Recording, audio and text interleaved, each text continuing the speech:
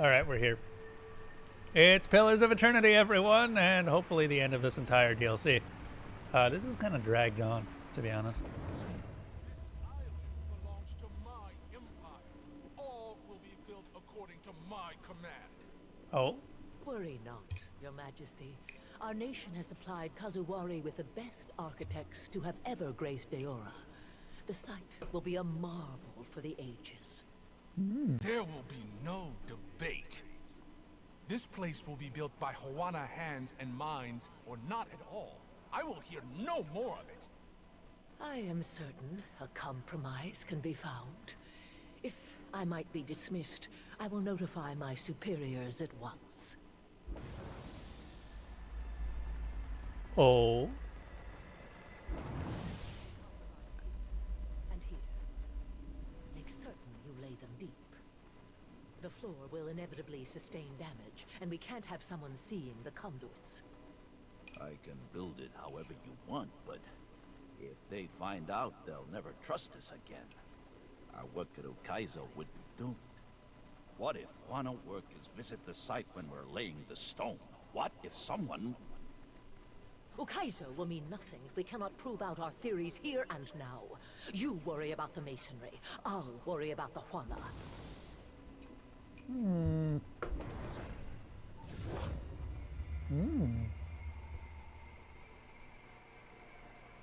The flowing hair and gown of Exika flutter slowly despite the lack of wind in the corner of the beyond.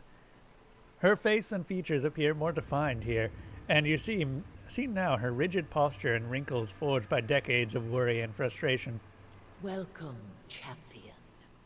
I wish this were the reward you deserve, but the work of the righteous seeker is never easy, I'm afraid, nor ever complete. You stand within the Crucible's heart.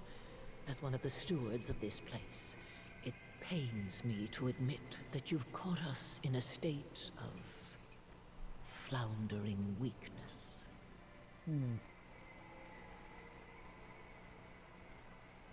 Besides the seeking face, you mean?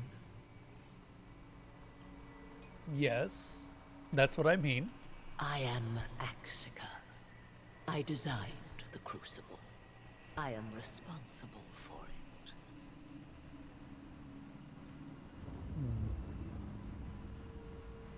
In his desperate flailing to escape, Wahami smashed the pillar. Now the flow of souls through this place is choked, and the Crucible doomed. But now you're here, and I imagine the gods follow on your heels. Well, the actual Galawain is on his way here, with a very big lizard. That is not ideal. She runs a hand through the ghostly translucence of her hair, a look of concern visible even on her wispy face. By severing the Crucible's connection to the rest of the Beyond, Wahami has limited Galawain's influence on Kazuwari.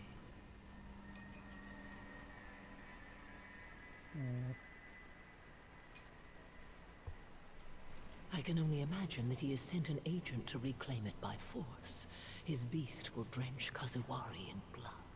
But first, he will destroy this statue and all within it, the two of us included. What, you mean... Okay.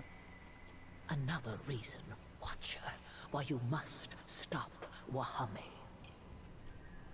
This soul collection, is that somehow to blame for the island's oversized wildlife?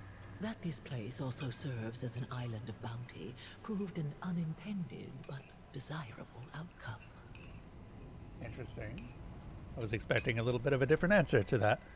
You may have noticed that Kazuwari is overrun with beasts of unusual size. Animals touched by Galawain.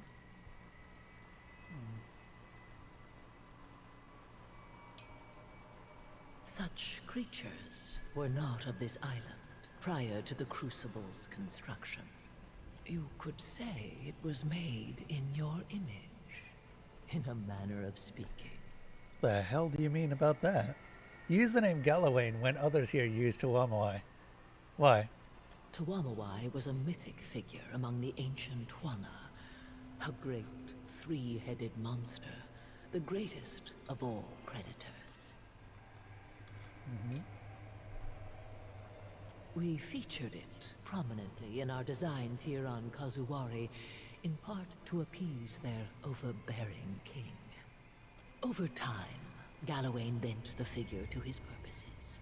He may have stolen its identity, but in doing so, he granted it a kind of godhood. Huh.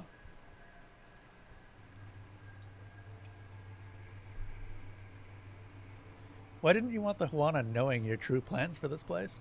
What do you mean? Iruke said something about copper lines and the Huana not finding out. The surviving face speaks too freely of my past. She shakes her head with a sigh. When we conceived of the Crucible, we were on the cusp of several major breakthroughs in our study of the soul and the beyond. Okay. The Huana, however, did not share our interests. As a result, much of this place was constructed in secret, away from their attention. That the Crucible's true nature remains hidden to this day, I take a measure of pride in it. The lie that keeps on killing. What an achievement. That is one way to put it. How long ago was this all built? And what sort of inspiration did watchers like me provide? A watcher can seek souls in the in-between, but more curiously, those souls can see them back. That is something new to me. The mechanism within the Crucible attempts to replicate that signaling property, only without a mortal body that is susceptible to death or disease. Every hunter chases Galawain in their own way. Mine was to have Galawain come to me. You set a trap for him? So this place is one giant trap for the souls of those who lose at combat. Do I hear an accusation in your words? Yes. To a hunter, or a god of hunting, the term trap is no pejorative. But yes, we designed the Crucible to capture the essence of those who met defeat here, and some of the power of the victorious. It feeds off the living too? It does not allow those energies gathered or expelled by the contenders to go to waste. Within the Crucible, today's hunters may learn, firsthand and without coddling, the lessons that slew hunters of the past. So this place is one giant trap for the souls. Oh, right. Have others left their posting here? Or is Wahami's attempt the first? No, we were the first set to this task. A slight frown mars her spiritual features. Always us three. I cannot imagine it any other way. It may not even be possible to leave, but Wahami will try.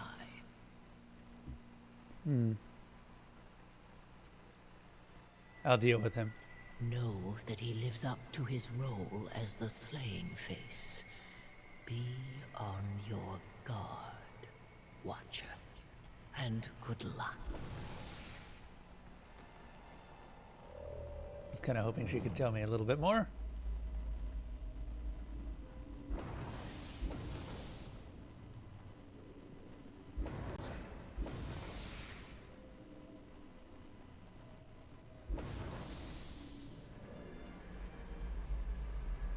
I'm guessing this is Wahami.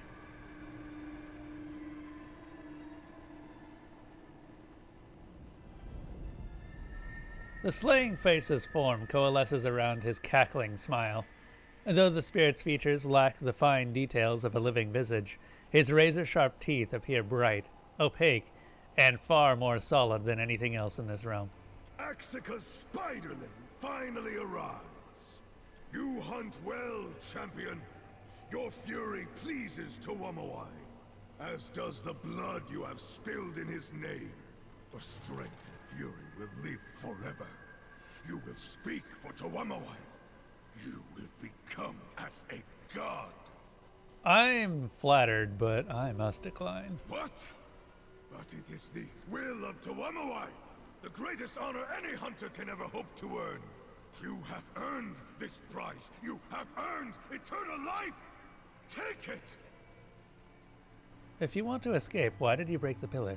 I needed the souls of the vanquished to fill this place, to gorge on them and ready myself for the trials to come. But most importantly, I knew the broken pillar would bring you. A lure that would attract only a watcher.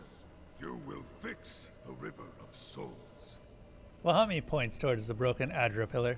Then we gaze into each other as only watchers can. Until I wear your living hide and you walk the heavens. Oh, I see. When I walk in your body, I will adapt, will be free, will hunt Eora once more! Seems a bit early in y'all's courtship for that. You really ought to keep those kinds of thoughts to yourself, friend. Ain't nobody ever taught you how to ask politely?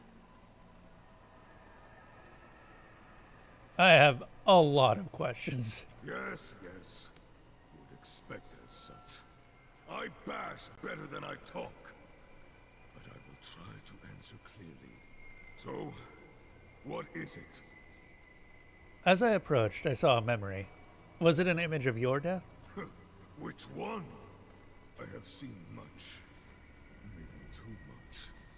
Am watcher to others, but am also watcher to self. I can see many of my deaths from before Wahami was Wahami. Exactly how many deaths do you remember? Too many to count. But not enough to scare me from seeking the thrill of battle. I've already experienced 100 deaths. No fear left in me for a fight. All of them at the Crucible? On Kazawari? Of course! Greatest slayer must be born among greatest hunting trails.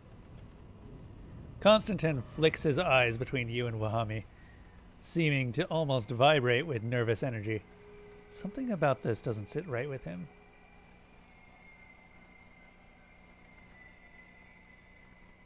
You should make peace with this role you've rightfully earned. Make peace? He shakes his head in large, arcing motions. Tuamawai teaches all to struggle for better. I will not be denied the thrill of the living chase any longer. Yes, yes. And Watcher has come to an answer. Excuse me. What is there to consider? Perhaps you need a moment to grieve? That is understandable. Return when you're done crying and ready to accept fate. Oh, hey. So I can talk to these two again. Also, I'm guessing I can talk to Constantine. Yeah? Looks like something's eating you. What's on your mind? What? Oh, wow, that's okay. Well, we have a lot of things to talk I'll be here to if you Constantine need me. about. We'll talk to the gods first. Sure. Well, the former people, more like. You return. The soul of Axica nods at your approach, bowing slightly in a cordial salutation. What would you have of me? Wahami thinks he can leave the beyond in my body. It is a surprisingly interesting idea. Especially given that you are a watcher. Is escape even possible? Theoretically. Though I highly doubt it. Wahami will not listen to my words, however. I suspect he will only respect force. Why should me being a watcher matter? Theoretically speaking, you bridge the gap between the physical world, the here, and the metaphysical world. Wahami was a watcher in life. He may know something I do not. If not through me, then through what? Ultimately, it's less a matter of how he leaves than what he leaves behind. Nature abhors a vacuum. Any attempt to leave one here will tear Wahami apart. If he is to escape, he must leave something in his place. Something of significant spiritual puissance. Whatever suffered such a fate, however, would become enslaved by Galawain's will. Can't say I like the sound of that. They would lose themselves, subsumed into the role of the faces of the hunt. Wahami will not listen to my words, however. I suspect he will only respect. What would you have of me? I need to know more about this place. This is no typical temple to Galawain. It was designed to advance our understanding of soul manipulation. Actually, the talents of the Watchers inspired aspects of its design. You could say it was made in your image, in a manner of speaking.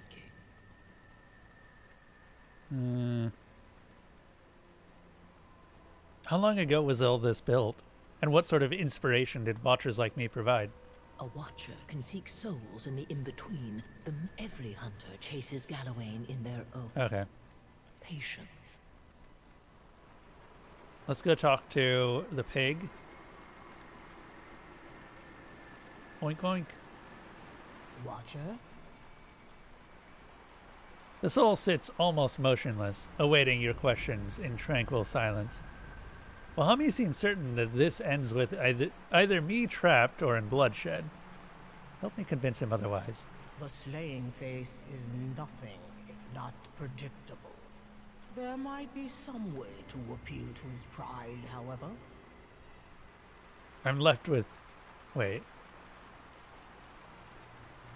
I can start threatening them?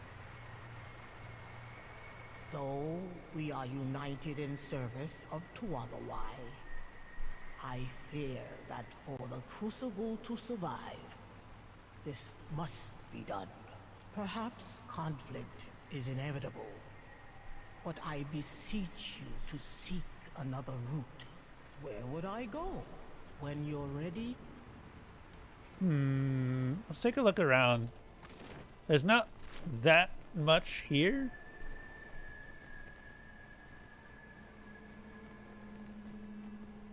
I just noticed all of the trophies.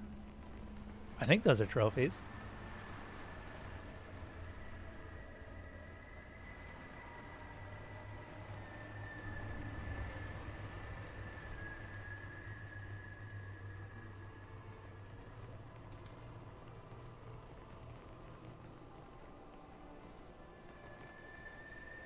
Well, let's talk to him again. The Watcher returns. Is she ready to accept her fate? What if there's another way? Some other soul to take your place? Or another body for you to claim? I hear you. Speak.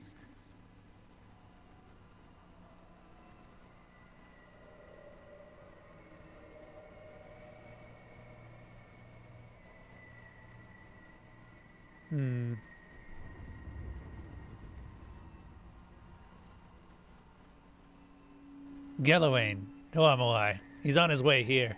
Maybe you can wrest control of his giant lizard from him? He comes? Ha! I knew he would!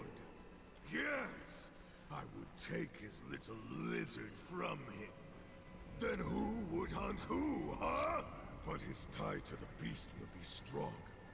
Without my axe, we would stand little chance of slicing it free. I think I can kill that beast without your magic axe. Or I could go get it.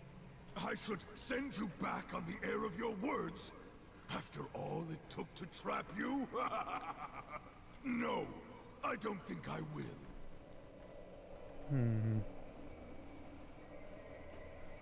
Maybe we can find it with the Weaver?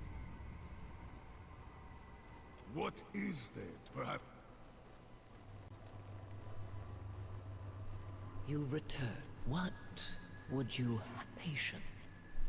Interesting.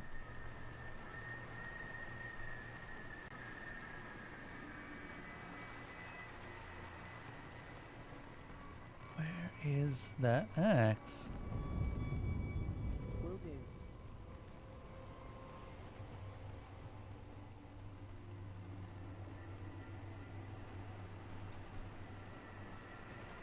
Maybe you needed to have the axe before you got here. Though what is she ready to accept her fate? I hear you. Yeah, but his tied to maybe. But can you slice free its connection to Tuamawai? Can you leave me a door into the creature's soul? I think not. I should say no. I don't think I will. I hear you. I have seen him win many fights. He is strong, in body and voice. Yes, he could chant the Crucible to life. And you have made him stronger. Even a ghost, he could perform this role. This be feeling thrice a rotten act, Cap. Ain't the dead lad helped you? Weren't you a spirit once? Maybe Muatu will come back too. You know this ain't the right way of things, Watcher. You will make this sacrifice? Damn it! I don't like doing this. We've been helping him out for this entire time. After you open the flow of souls? Yes. So, what is it? What is I think that perhaps we're you need- gonna have to use force here.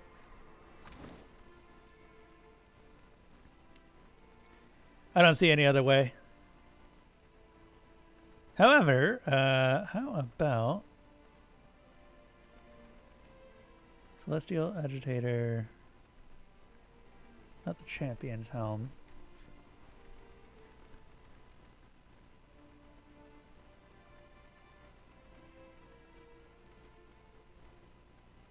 Where is his head?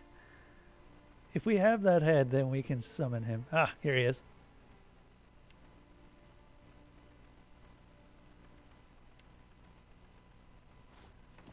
Neat. Not a bad bit of tackle, Cap. The what is she ready to it? So we must settle this with strength.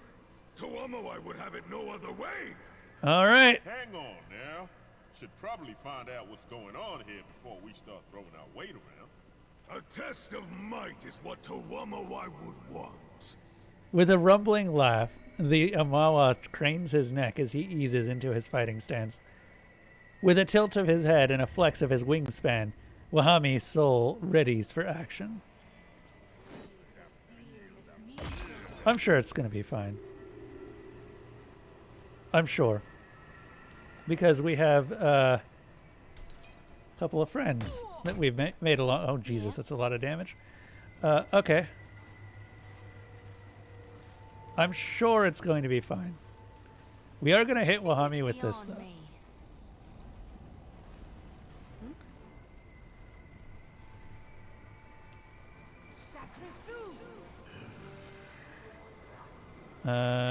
Kazawari's call on Wahami. Something I can do?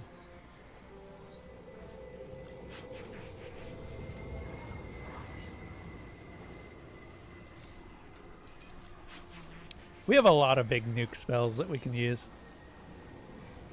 I'm sorry, did you not? That would be a no.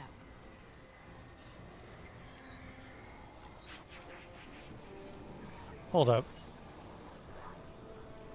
Reducing their power level significantly. Oh, she needs to be closer.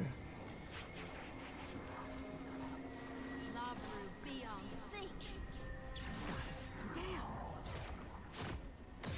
Well, the companion's dead.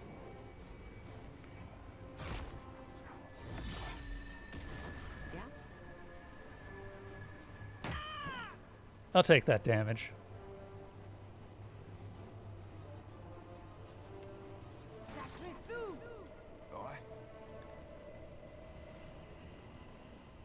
Go ahead and disintegrate him.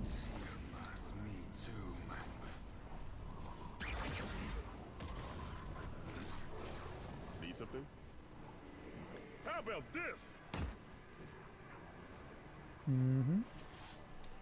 What do you need? He's taking a surprising amount of damage.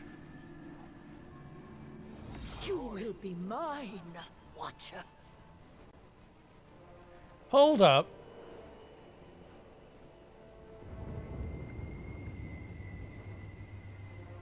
What's going on over there? What for, Cap? Aye.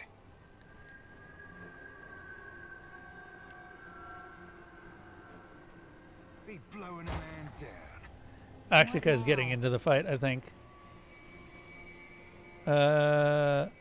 Let's go ahead and bless everyone. Yeah?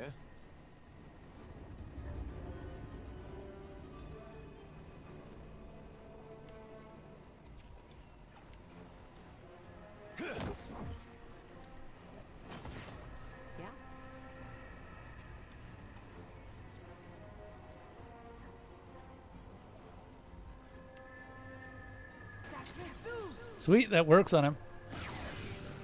I love games that don't make their bosses completely immune to all of your CC spells.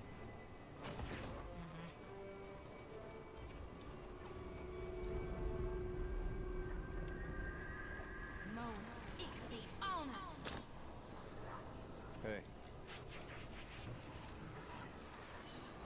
Okay.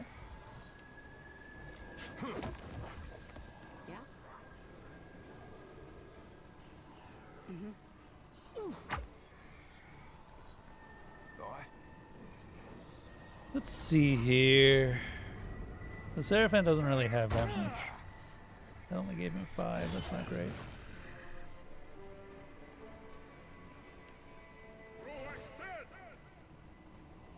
Yeah?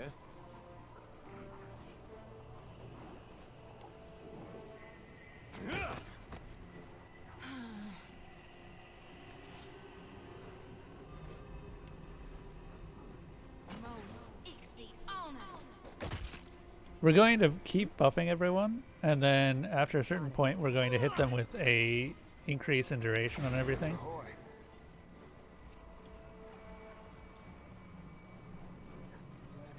Cooked that up, didn't I?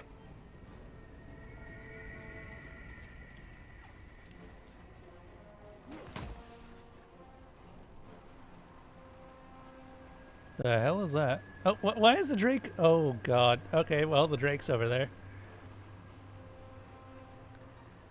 I don't really know why the Drake is over there, but he sure is over there. Yeah?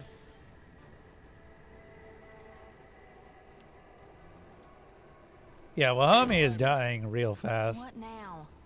We've just got too much CC on him. And just really high damage spells in general. What for, Cap? Do you not see us absolutely destroying your friend here? Can't do, friend. Boss, eh? That was 119 damage. Wow. Wow. That was good. Is Wahami dead? He is dead. Constantine killed Wahami with that. Dead, do you? Yeah? Feeling a little bit let down by this final boss. But this may also not be the actual final boss.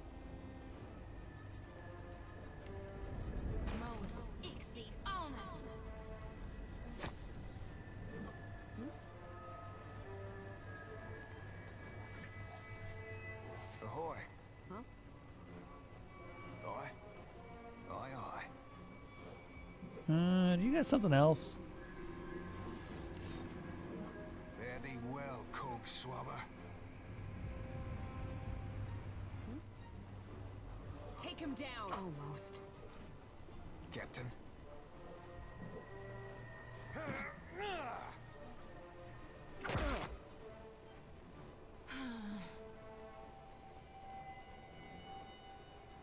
Alright. I think everyone's got their buffs. Let's go ahead and use the time spell. Hey, Failfink, how you doing? I don't suppose you know how to do the alternate methods on this particular boss. Because I think that May it I be a relies king on in how the far night? you've gotten in the other chains. And I just did. Okay, so have you completed this DLC? I think you said you did.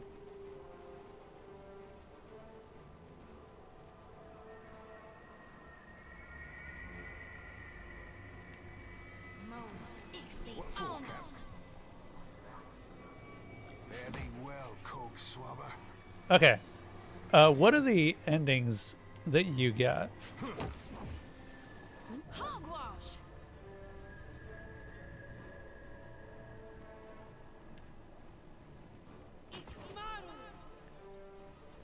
What?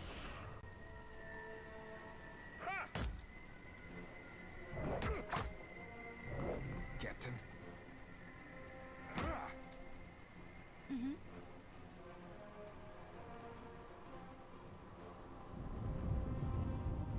Remember my power level thing? What do you mean my power level thing? I don't think I remember. Oh, you know what I forgot to do? I forgot to do this. Yeah?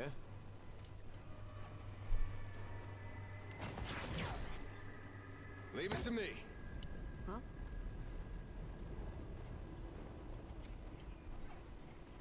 Let's go.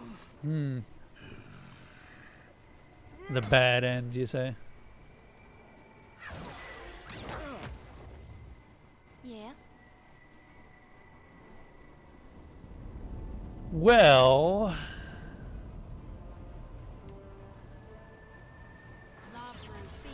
we will see exactly how much this helps. Consider it right fucked. I just killed Wahami. And of course the spider is also dying. Alright.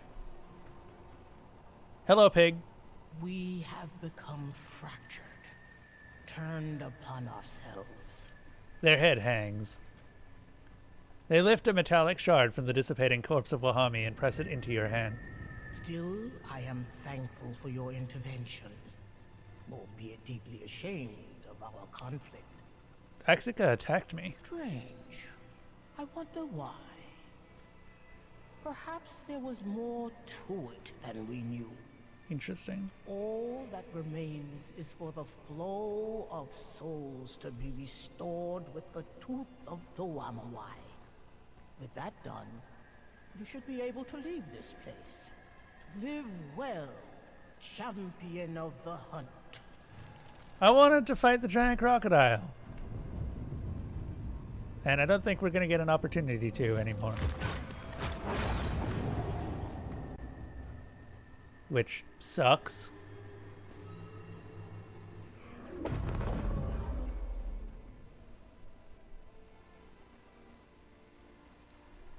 You complete the completed circuit thrums with the flow of souls. You sense strong feelings of joy, despair, and everything in between resonating from the Adra as the essence streams through it. As you enter the flow, the sensation becomes almost auditory. Cries of relief, tears of happiness, screams of agony all echo at the edges of your senses. They melt together into an incoherent chaos that rushes past your ears as you're swept against the current by the gravity of your physical form. You feel your body nearing.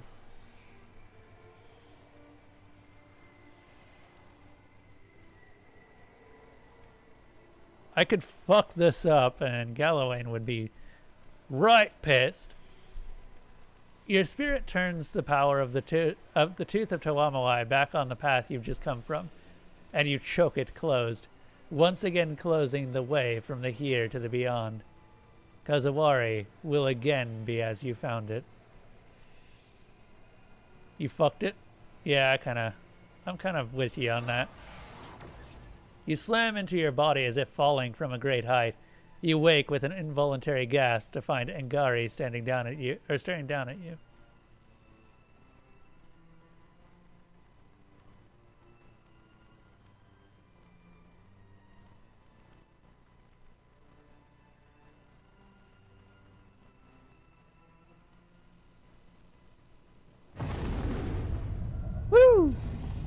We just ended all of this.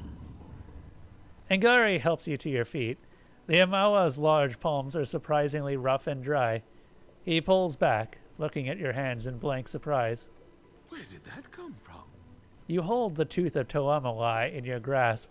Somehow, you return from the beyond with a physical object.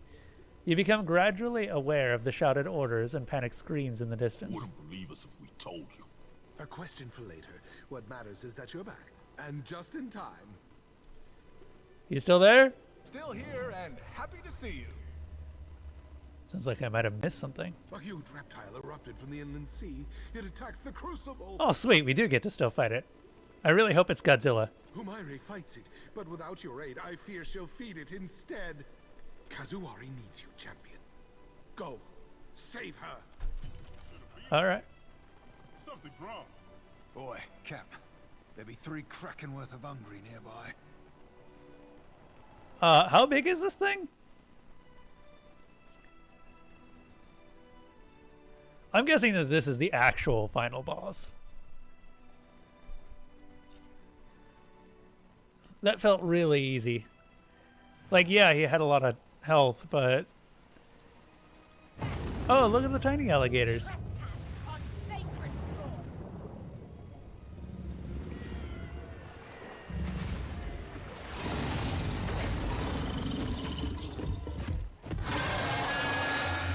Hey, you're not so big. The beast's breath rolls over you in a fetid wave. The stench of rotting fish nearly overpowering. A light sparks in its beady eyes, and the shouting from the stands fades away to nothing. Oh, really? Replaced by the guttural rumble of Galawain's displeasure. Fuck off, Galawain. This is my temple, my island, my security against Aethys's madness! The beast's tail whips and snaps across the arena's fighting floor. It is restless, hungry to fight. The faces will not rob me of that, not after I have gifted them a reprieve from the hunt, from the vicious dance of predator and prey. You destroyed Signath Moor and robbed Kazuari. You are a pitiless creature whose only goal is destruction. My beast will devour your soul for your insolence. Finally, an opponent worthy of my time. A mirthful chuckle rumbles from the mouth of Galawain's beast. Do you think me some timid deer that I will flee if you don't back down? Like shuttered lamplight, the glow of Galawain's presence leaves the beast's eyes. Darkness. Dark encroaches at the edge of your vision, until all you can see is a pinprick of light swimming in the emptiness of the beyond. Suddenly, the light blooms, and its force shoves you back into your body.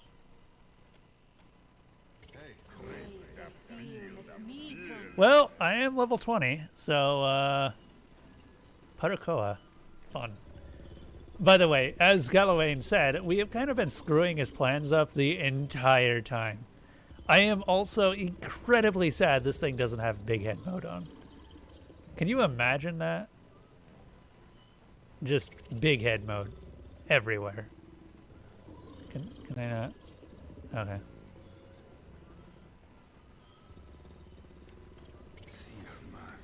What now? Well, start stacking.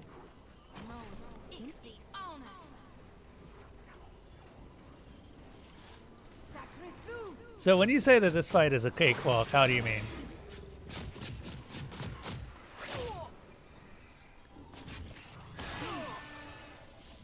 I mean, that's a damage, I guess.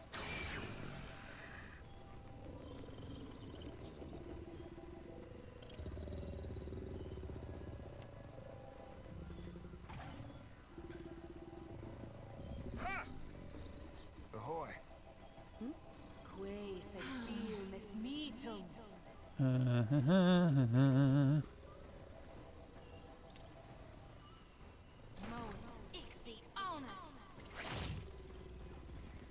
We're gonna need that tank. We're gonna need that tank.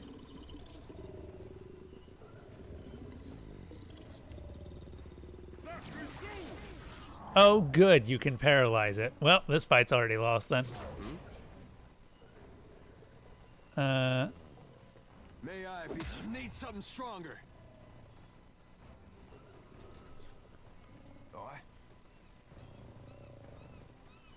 Is it? Okay, it's not taking that. It did interrupt him. That's unfortunate.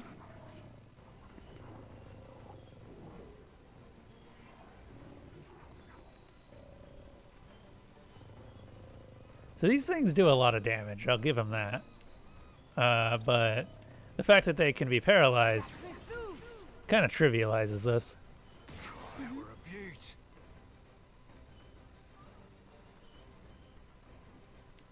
So do we want to just focus on the young ones first or kill the big one? Something I can do? I feel like we want to just focus on killing the big one. Need something?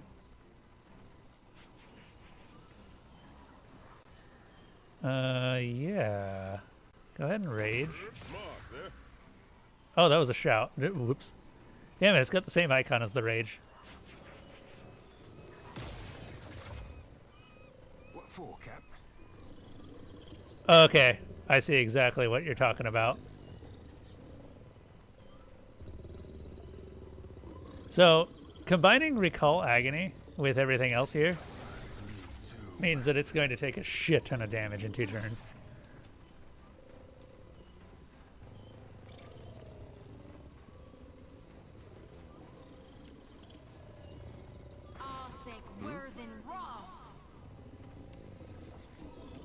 Knock it down.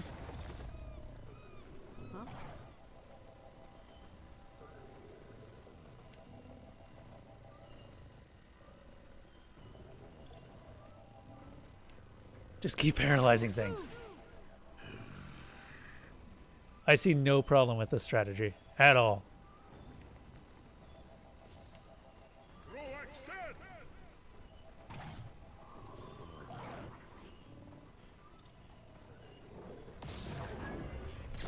Didn't work. I will admit, it's definitely a big critter. At first, I didn't really get a good look at it, but now that I have, the thing is huge. That was over 100 damage. This might actually instant kill it if that Recall Agony goes off. Because it doubles damage, and we are doing a huge amount.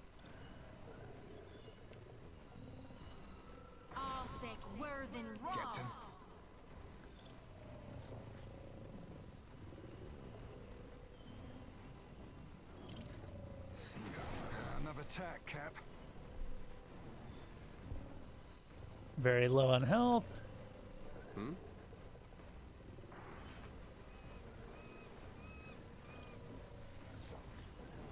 Oh yeah, you might actually get to see something swap over at this rate. Because I just realized this is the first time that you've been around when a game has ended.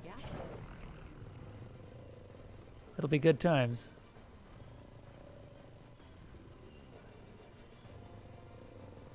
I'm gonna have the Watcher wander off over here. That dog won't hunt. Yeah, it might just flat out die from Recall Agony. What is this Drake doing? Why is this Drake over here? Why does this Drake keep glitching? Oh my god, this Drake. My dude.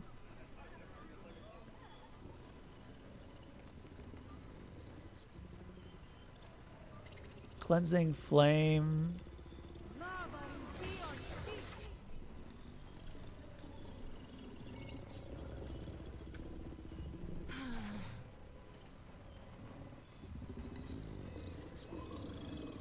This is why I used him and Bob. Oh, yeah, yeah. You mean the 2 ogres? Gork and Mork?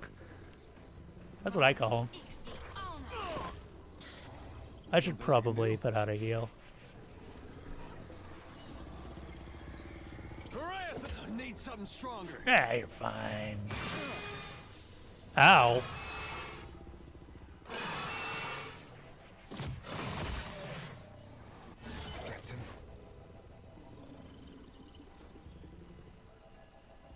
I want to see this thing in the bestiary afterwards. Like flogging a figurehead. Futile. Need something?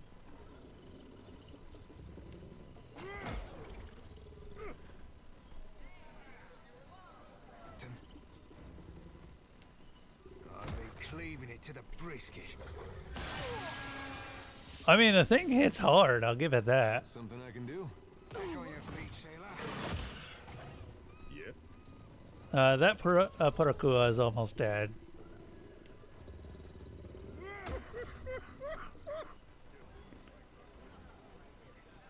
Four, Cap. Consider it right fucked. I don't think that I understood how a recall agony works, because I assumed that it doubled the damage, and that is clearly not what it did. Hold up, let's read it again. Causes the target to relive the psychic trauma of injury moments after receiving it, experiencing the damage all over again. 30% of received damage is reapplied as raw damage for 4 rounds. Oh, okay, so it is not a bide. I thought it was. That's on me. We do not have resurrects. That's not good. What do you need?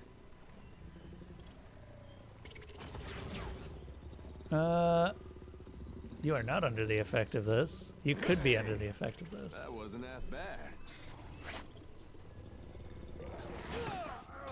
Oh, it's got... It has a tail whip. That's good to know.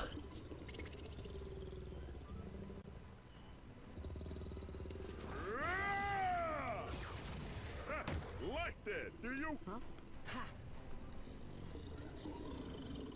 Yeah, that one's dead. Take him down. Something I can do?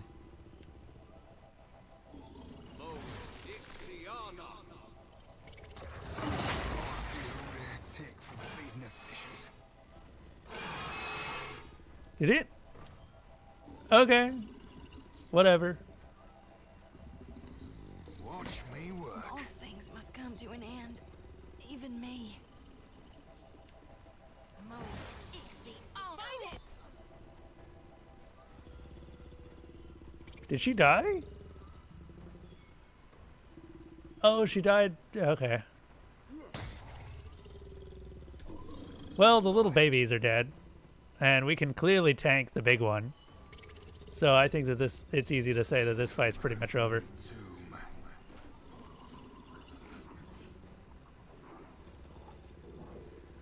Also, of course, Jyoti does not actually care about being killed. Yeah. How about this?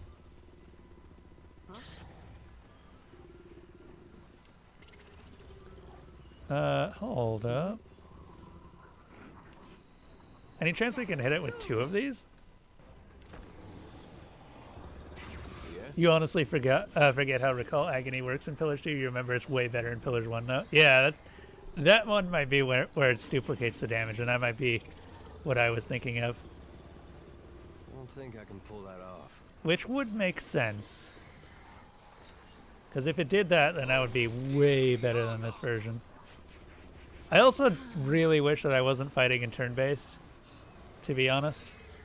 Turn-based isn't exactly ideal. Especially not when you're level 20 and everything is kind of chump change for you.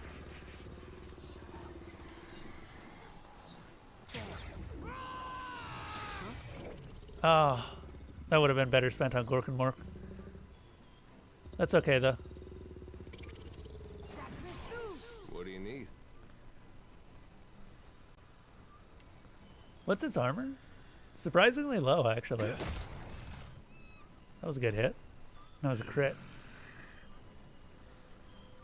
So it is now bloodied. If it gets down to... oh,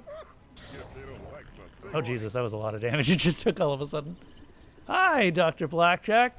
Look at this giant crocodile. Isn't it cute? It's not Godzilla, but I'll take it. I'll take it home with me. Oh my god. Hey.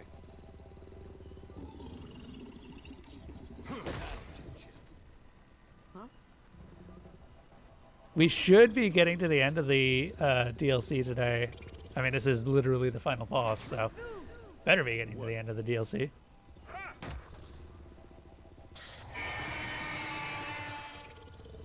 Yeah, you gonna roar? You gonna be a big roary baby? I'm sure you are.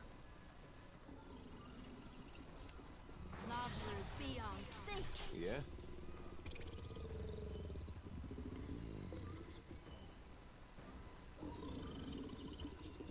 Switch to that.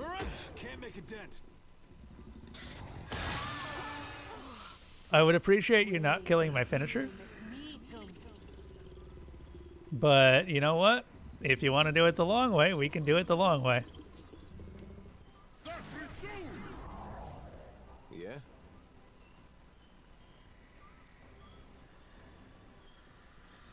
Pericoa! That was a bad. No! Damn it! Jyoti, you had one job, and that was to stay alive. Let's go. Wasn't even on the front lines. Okay, we need to keep Sephi Merrigan alive. Yeah?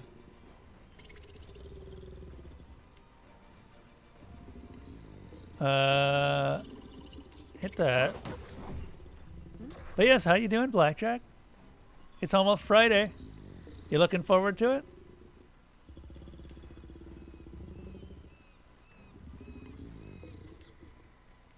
Sure.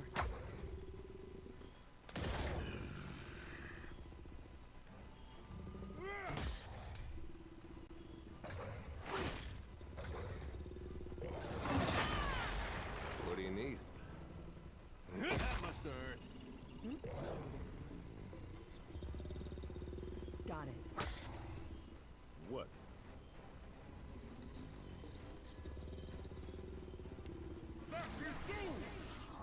Something I can do?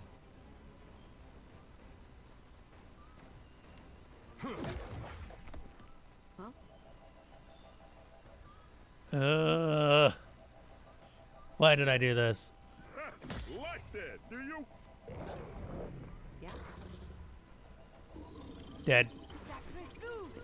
She just has to live.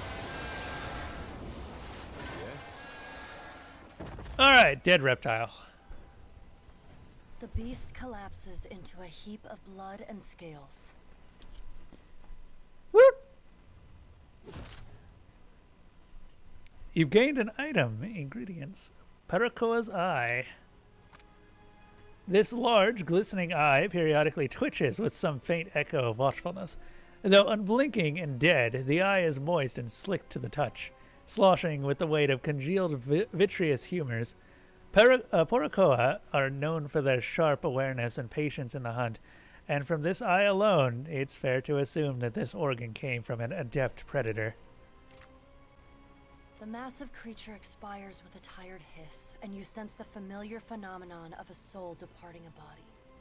Only the energies involved are of a size and scale that threatens to overwhelm you. The essence rages around you as if desperate for direction. Here you go, Muato. The soul grows brighter as you pour the river of essence into him. He inflates with it, expanding, then contracts sharply. The edges of his form sharpen, becoming more distinct. The energy fades as it settles into the strengthened Muatu. You just ate the avatar of a god. How do you feel?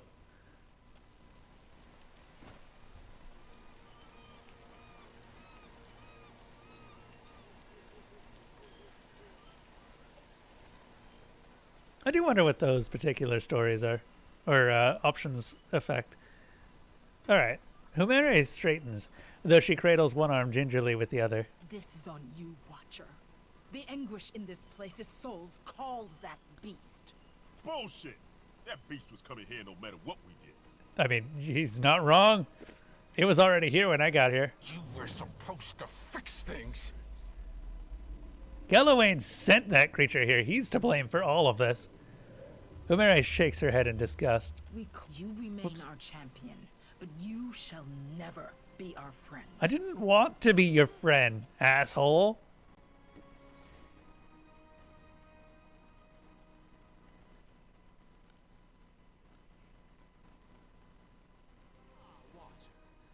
I hear tale of another artifact ripe for the reaping.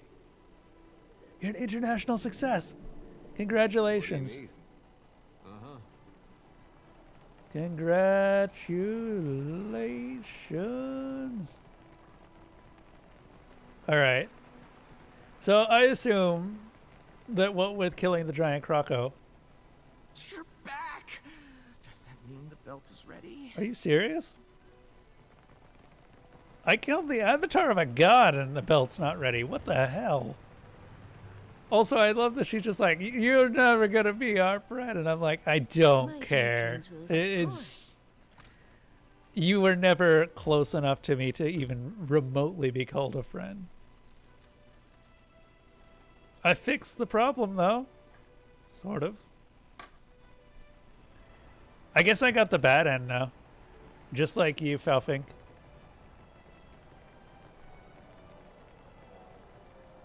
Well, that's that DLC done. Wait, can we talk to them anymore? I think that you have to do more of the arena quests if you wanted to get the good end. Greetings, champion. I'm here to defend. No, I don't care. Valtech. Hello, YouTube bot. Oh my god. Maybe I should stop streaming on YouTube. I don't really have enough of a following on YouTube to really justify the bots coming from there. And I can't just ban them. Can I? Block user on YouTube. There we go.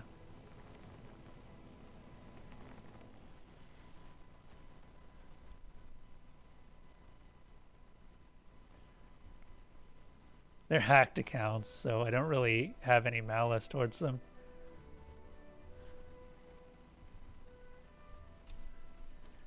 Alright, well, who's ready for the actual main story?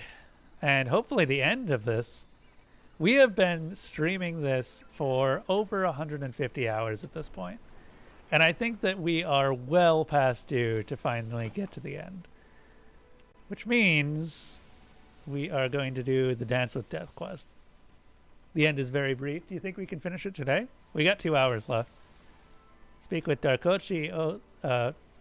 Speak the Darkochi Oath with Engalerio. Dispatch at the sea. Okay.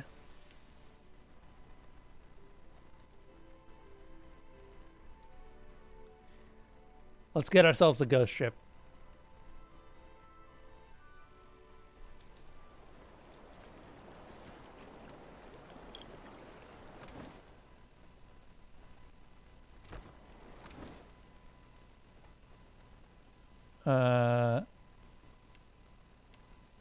How exactly? If they're worthless idiot. Sientere, but I must prepare for my work as Saika. Man, everyone just has these giant heads. It's great. Big head mode was not a mistake. Big head mode was probably the smartest thing I ever did.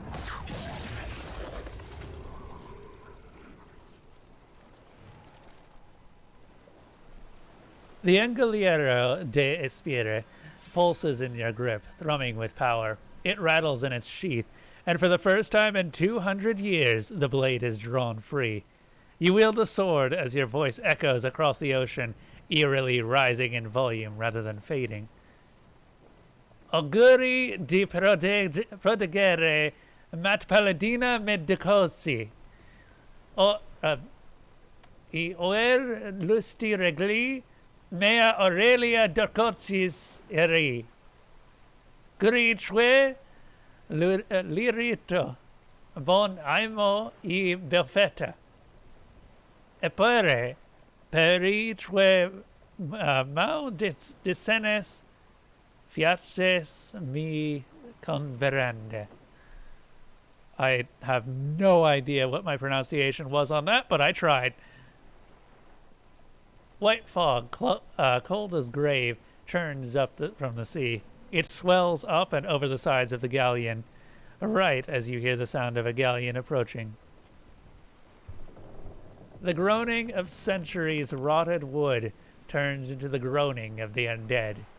While the galleon flanks you, Lucia Rivan cuts you a look through the thick fog, her fleshless face lit by the flames burning in her hollowed eye sockets. Then, the Death Guard and her skeletal sailors board your ship, coming for the sword. Coming for you.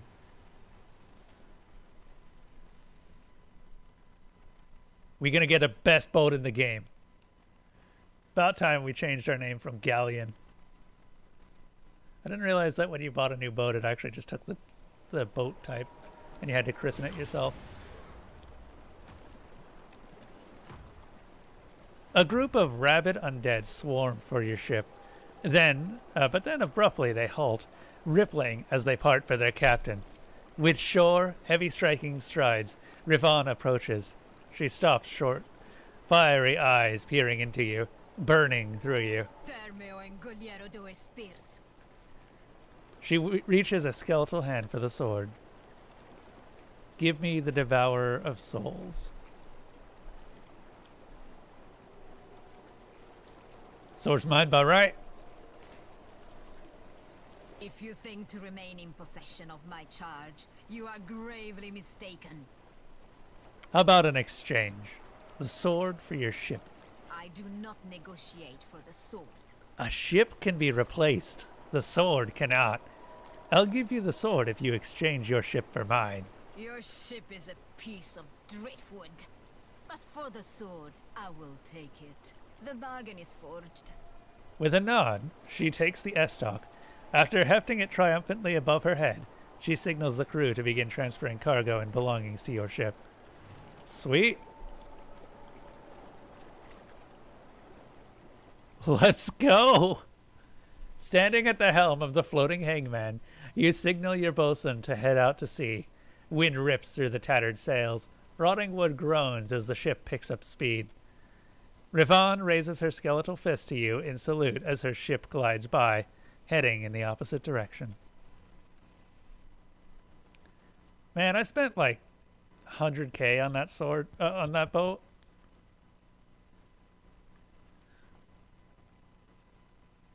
Oh well, I got a better one now.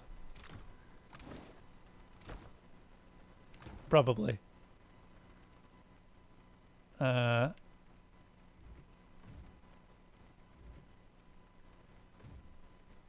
Oh, never mind. Okay, so none of this can be.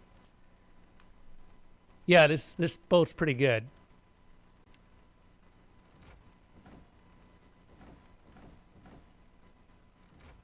This boat is indeed pretty good. Do we have sailors? I don't think we have any more sailors. Cannoneer, cannoneer, seasoned cannoneer, expert cannoneer, master deckhand, expert deckhand, seasoned deckhand.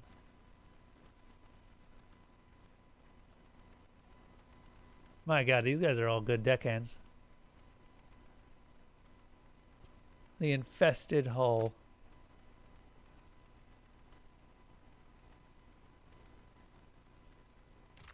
Well, I hope that it stands up better than my previous boat.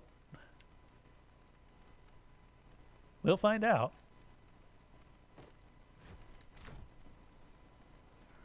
It's very ghostly. Return to Dunnage with the floating hangman. Steel Preacher. Where's Dunnage?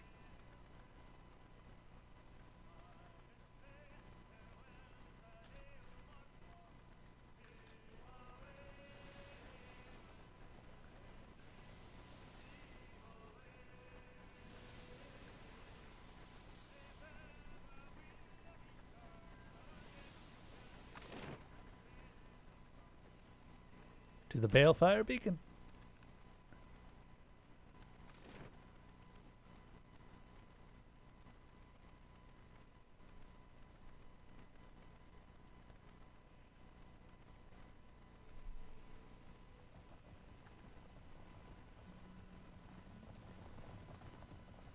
Hey, Captain Aldous. I'll happily lend you my ear.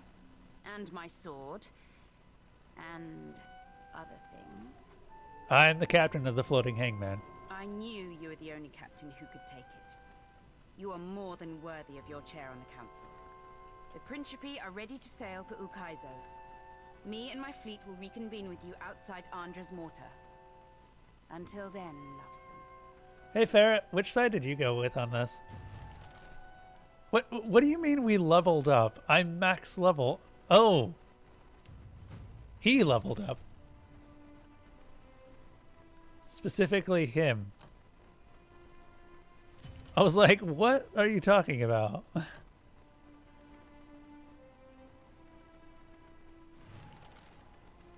Gives concentration when activated. We'll go with that. Did you not know that there's a giant head mode? Come on, dude. I thought you knew this.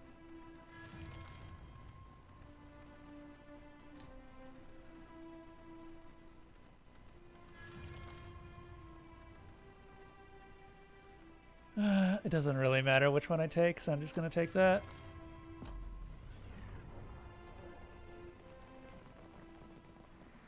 Alright, we just failed a shit ton of quests because we actually finally sided.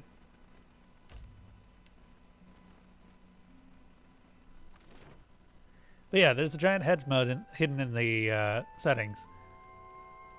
Or big head mode. It affects most enemies. And of course you. Alright, time to head to Ukaizo. Let's go! Oh.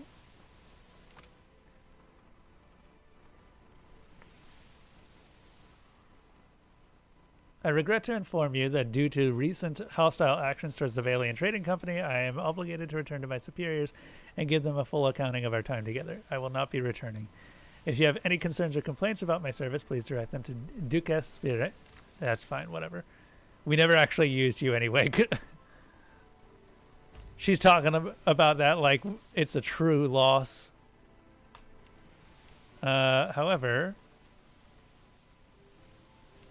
we will bring the best boys.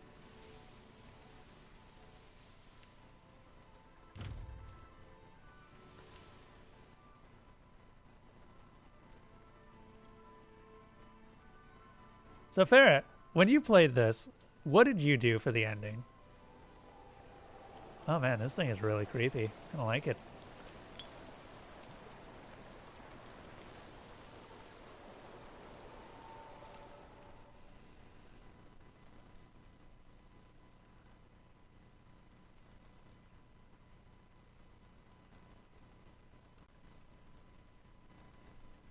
You did things for the ending. That's not helpful. I should have known better.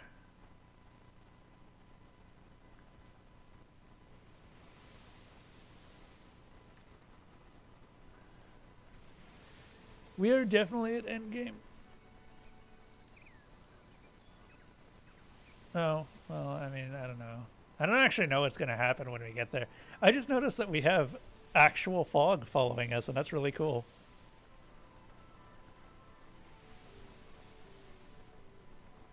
We got the spookiest ship in the West.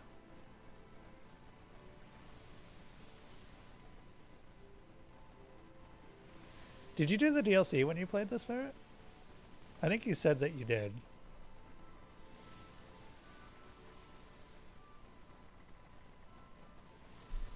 Oh, really? 2 of the DLCs are really good. I can't really recommend the final one. Alright, let's go.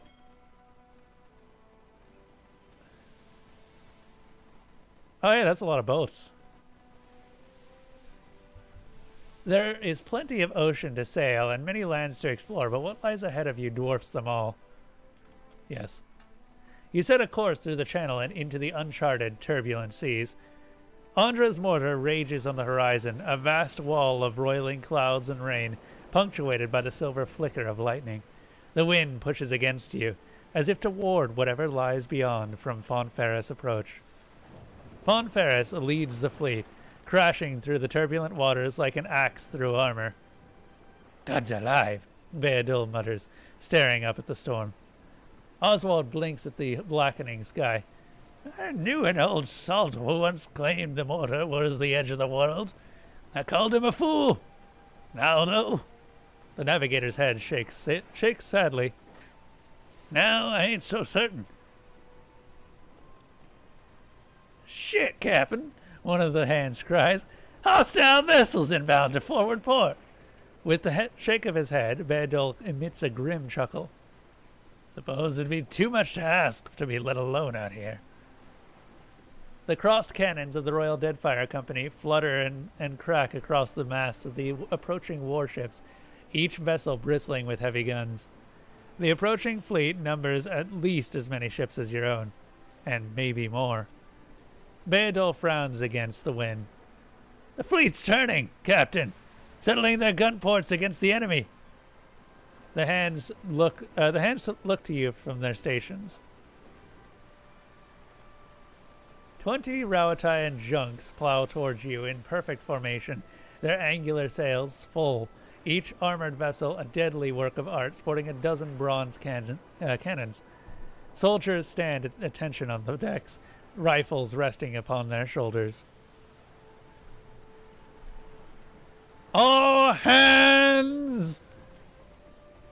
The deck vibrates as cannons erupt, from enemies and ally alike, filling the air with hot, hissing metal and banks of thick gray smoke. Beardol grasps your arm and thrusts a finger out towards the sea. They're coming for us! Full sail with the wind at their backs! A small, fast ship has broken ranks with the Rauatayan fleet and bears down upon you. Heavily armed Amawa warriors stand at the ready on the vassal's decks, their eyes focused on your ships. The deck presses against your feet as Fawn Ferris comes about, the thunder of cannon fire vying with the thunder continuously rolling from the mortar. Your ship straightens, the bow pointed directly into the storm. You lurch forward as the deck pitches violently. You grab the aft rail to keep from going overboard. Beneath you, just below the surface of the water, swims some immense creature. It moves towards the battle, the water curling back like parted skin on either side of the beast to reveal a monstrosity not of flesh, but of slick adra and gleaming metal. The surface of the water bulges, then bursts, and with a roar like the crashing of the surf, a dragon explodes from the water. The familiar scaled form of Sierra sweeps low, wings outstretched just above the white-tipped waves, before spraying its briny breath over the metallic monster. The monstrosity turns on the sea dragon, and they slam into one another, tearing at each other with tooth and fang. Essence pours off of the pair as they pound one another with their abilities at point blank. Oswald gapes. Sweet merciful Andra! I was not expecting that! Mess that bastard up good, shouts Azuko. The hands turned back, pointing. Did you see that? We've got a god's damn dragon! Yep, there was a good reason. I knew there was a reason why I let that thing go. Go, now, while I hold the attention of these beings. Sir Eliphas's voice echoes among your thoughts. Our debts are cleared, Watcher.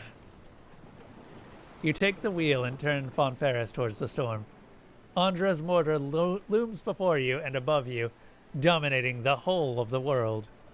Rain begins to fall. The storms of Andra's mortar encompass the whole horizon. Hurricane winds roar like an imprisoned beast, blowing with enough force to warp the very seas. Past the curtain of rain and above the smell of waves, you can just barely perceive the outline of a colossal Adra pillar. No sooner does your spectral ship drift near the turbulent waters of Andra's mortar than a deadly calm falls over the sea. The wind cuts off swiftly as a god holding their breath. Like a silken sheet, the water flattens before you, the wake of your passage forming a lone crease in its uninterrupted perfection. Wreathed in ghostly mist, You drift onward at the pace of a funerary procession. The storm holds its silence and maintains a respectful distance. Though you cannot shake the feeling of sorrow and wrongness which pervades your journey, you successfully cross the far side of Andra's Mortar and breathe a sigh of relief. The island towers over the distant horizon. Ukaizo. Ornate spires reach up from the island, hinting at the city within. Not all of Ukaizo has weathered the millennia with equal grace. Other structures jut out and lean at the surrounding out of the surrounding shallows, making the water around the island impassable by ship. You resolve to take a skiff the rest of the way. Let's go! It's the end. Oh, those are big.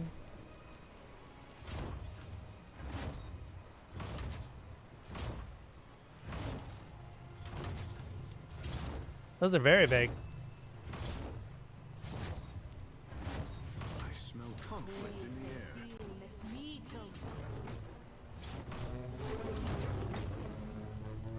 I do believe that these need to be knocked down. And I'm wondering if a tiny bird can do it. Nope. Well, I tried. I heard you.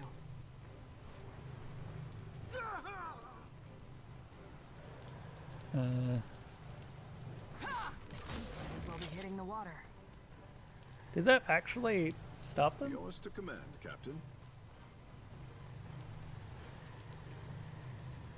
Alright, Shark Boy and Lava Girl, let's go.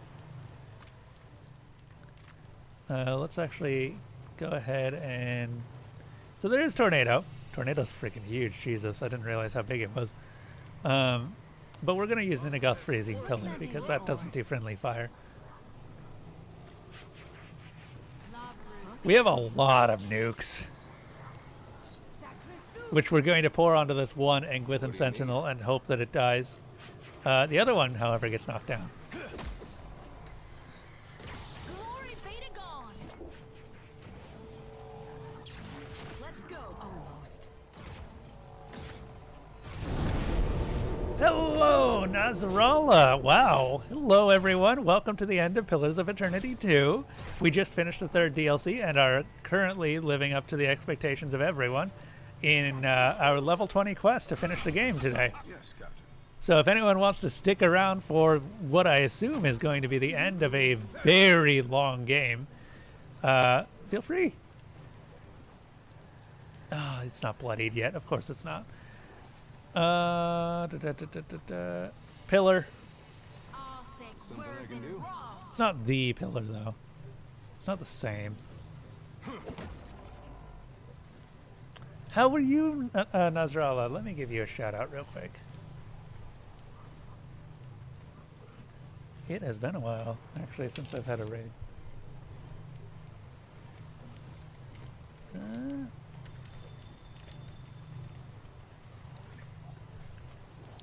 You were doing Dark Souls, I assume. Yep, you were indeed doing Dark Souls.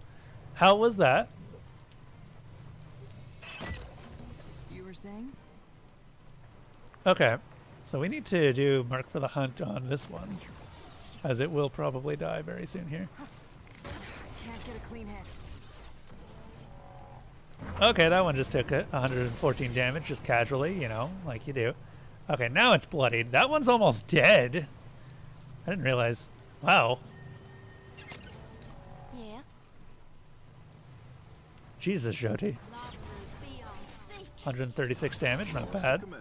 By the way, these are very big damage numbers, even for this phase in the game. Go ahead and head over here, hit this one. Yep, 71 damage.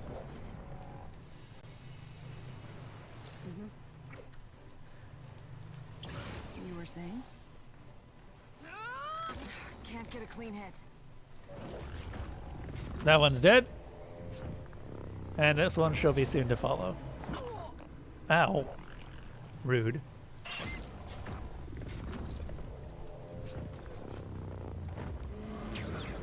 Hell of a great stream. Nice. Well, thank you for the raid, Naz. It's so good to see you every now and then. Hopefully, I actually am able to catch you pretty soon. I've been trying to catch streams a lot more often because I haven't been really keeping up with a lot of people. But the usual time when I'm able to watch streams these days is during lunchtime, and there's not really anyone that I follow. Oh, this is new. All right, we're going to the Grand Promenade.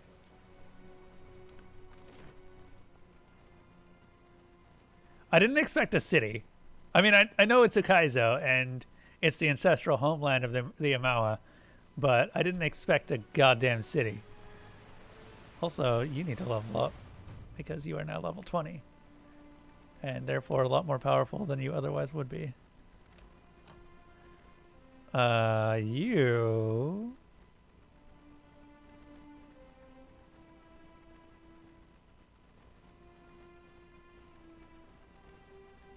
Prestige is good, but I think I'll take that. The level 20 skill doesn't really mean much. Like, you can pick pretty much anything. Yeah, I imagine especially for you, you've probably got a ton of streamers you're keeping up with. Unfortunately, I seem to have a problem where I try to find newer streamers and then they just die off. There was one particular streamer called The Other Gentleman who was streaming some Morrowind for a while. And then he stopped streaming, you know? It's like, what happened to this guy? And apparently he just stopped. I may have some bad luck with that. Which was a shame because he was actually pretty good. If he'd put the time in, he could probably have gotten somewhere. A furious storm obscures the sprawling city below, but you can make out the shape of distant spires reaching up from the flooded ruins. Spirit wind tugs at your soul with his insistence, like a stern hand trying to pull a cloak from your back. You recall the last time you encountered a Biawak. It feels a lifetime ago. So, here we are. You look to those who accompanied you this far, who risked everything to face the confrontation ahead. How are you feeling about this, Adair? Adair's gaze wanders among the glinting archways and half-collapsed spires, his mouth agape. Gilded Vale got its name from the way the wheat fields used to look in the sun. But this place really is gilded. Might as well be a different world. Miss the simple life? Well, hard to miss what you can barely remember. All I know is my life took a turn when this world came stomping into mine. These great people got a funny way of passing on. They disappear from the world, but leave their problems behind for the rest of us to deal with. At least Aethys seems to be trying to correct that. You know, I broke a wheel once too. First thing I thought of when we learned what Aethys was doing. My mom had this spinning wheel, and she loved it. Oh, by the way, if anyone needs a little bit of a recap as to what the stakes are here. So, Pillars of Eternity's entire world runs on this whole spiritual resurrection wheel. Everyone, when they die, they get reincarnated into a new body. They don't remember anything from their past lives unless they happen to undergo a process called awakening, which is very rare and doesn't happen often. One of the gods of this world, Aethys, who was previously thought to be dead, is currently trying to break said wheel so that when people die, they die for good. Personally, I'm kind of behind him on this simply because he's going against the gods. Apparently, Aethys is not well liked by the gods right now. Well, I was playing with it in the way a young child might when his parents are out, and that wheel came right off. It wouldn't go back into place, so I pushed it harder and harder, and pretty soon I'd broken off a spoke. Broke off 3 more trying to fix that. Anyway, I got whipped pretty good for it. That wheel was never the same, even after my dad fixed it. Adair ran a pair of fingers back and forth across a beard in need of a trim. I used to think of the gods as being like parents to all of us. And now I know better. They're children, playing while their folks are gone. Something on your mind, Jyoti? We gonna do this or what? Jyoti licks her chapped lips, dark gaze narrowing as she takes in the sight of the ancient city's ruin. Raised high, her lantern casts hard shadows upon the planes of her face. If it's all the same to you, Watcher, I'd rather not miss the moment my god brings the darkness down upon us. I want to see Gone become the true deity of death.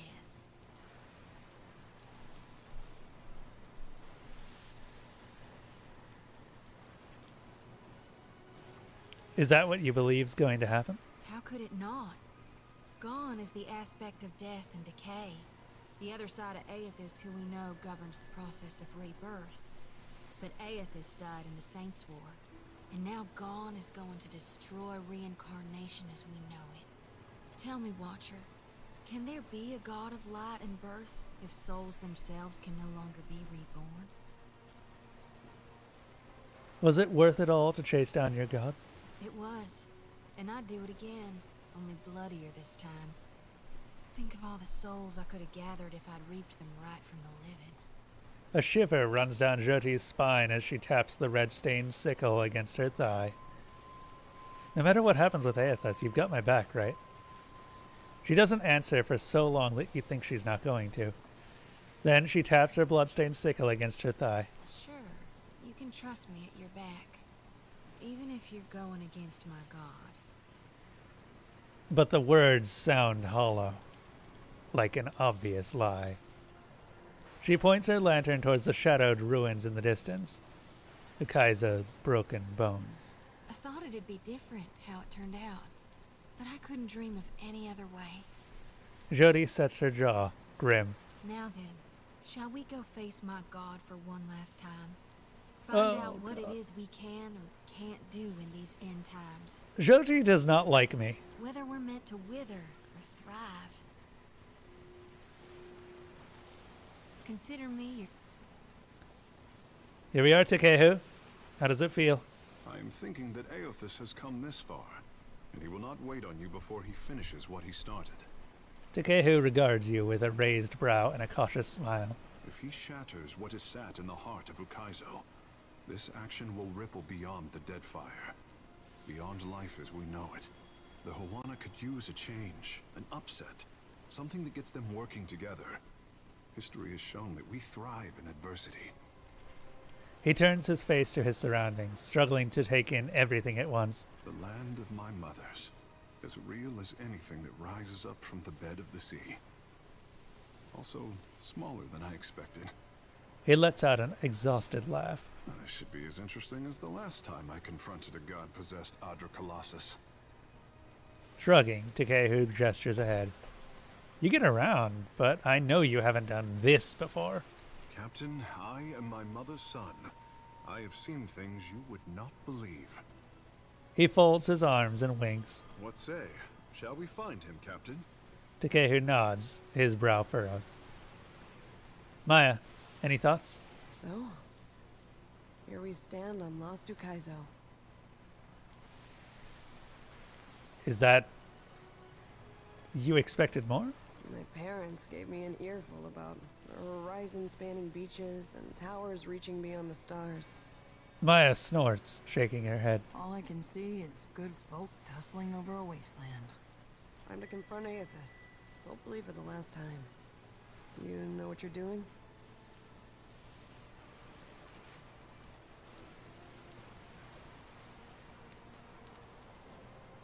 Let's just get this over with. No time to waste then. I'm about as ready to confront a god as I'll ever be. Maya smiles, but there's a lining of unease about it. Guess we should see what all the fuss is about. And if Ukaizo is worth the superstition. Captain, She furrows her brow, searching for the right words. You got us here in one piece.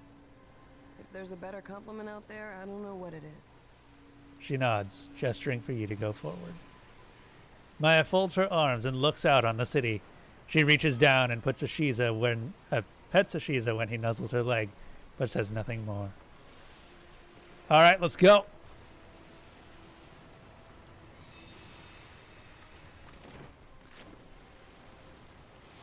I'm going to go ahead and save right now.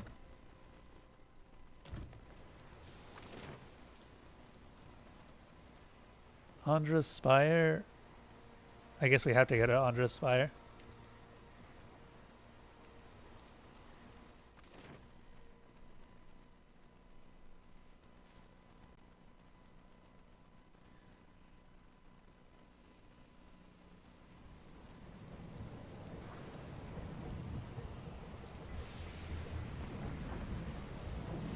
What the hell is that thing? Though the device atop the tower spins in wild, blurring revolutions, the air around it is still and calm. You stand in the eye of the storm, which has cordoned off Andra's mortar from the rest of Aora for thousands of years. You see an antiquated control panel, its levers engaged in positions of activation. Standing uncharacteristically still, Takehu turns his head to take in the surroundings all at once. A deep furrow cleaves his brow. Something the matter, my love? I have stood here before. He sniffs, glancing around with an air of familiarity, settling on details like they were old friends. How? As a boy, I dreamed of a tower made of water. I stood at the pinnacle and made obeisance to Mother Ngati. This tower, this view. He plants his hands on his hips and surveys the vista beyond, nodding. Maybe Ngati was trying to tell you something? Yakera. Just so. Takehu nods, weighing the matter with care. Ngati's covenant. The first form of water shaping. It is here, waiting for me. He glances up at the spinning machinery with a mixture of apprehension and wonder. Do what you need to. So beautiful. But look what they have done with you. He reaches a shaking hand up to the storm, curling his fingers in as if to grasp at something. He covers his heart with one hand and lowers his head, muttering a slow and fervent prayer. From the broiling madness of the storm, a single drop of water lands on Takehu's brow, running down his cheek like a tear. Takehu wipes his eyes dry with his thumb. He pauses to stare down at his hand, as if seeing it for the first time. Are you all right? I remember. He clenches his hand into fists. The storm surges around you as winds pick up speed. Takehu's head snaps back and his eyes squeeze shut in agony, ecstasy, or both. He rouses at last, shaking a few droplets of moisture from his hair. I am the tremor that inspires the tidal wave. The pebble that calls the avalanche. Mother! Your son has found his birthright where you left it! Takehu raises his fists to the sky and lets out an uproarious laugh. Eventually, he shifts his focus over to you. My people never doubted that Ngati's chosen would find our ancient gift. Takara, I did not share their confidence until now. I am ready, Watcher. Let us finish what we started. He nods to you, resolved and wearing a fierce grin. A deep percussion shakes the tower by its roots. Somewhere in the obscurity of the storm, Aethus rears back his fist to deliver a mighty blow. A control panel has weathered... we've already seen this. You grip the largest of the levers and bring it up to its starting position. The vibration of machinery gradually slows, and turbulent winds grow calm.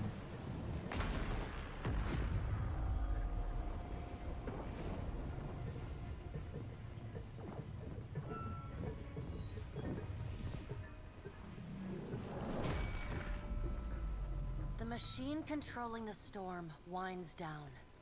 The clattering of its machinery settles into a low whir and then, at last, hiccups to a halt. Beyond the tower, the black, roiling clouds of Andra's mortar roll away from the ancient city of Ukaizo, with only a tired sigh of wind to see them off. And on that last breath of wind, comes to you a familiar sound. The ring of a bell. The bell's ringing is soft, not the clangor and torrent you've grown used to. It calls to your soul, and your soul yearns to follow it. Your soul flees from your body and into the beyond, chasing that sound. It leads you at last to Bareth's realm, to that cold platform and room of endless doors. Watcher, your journey nears its conclusion.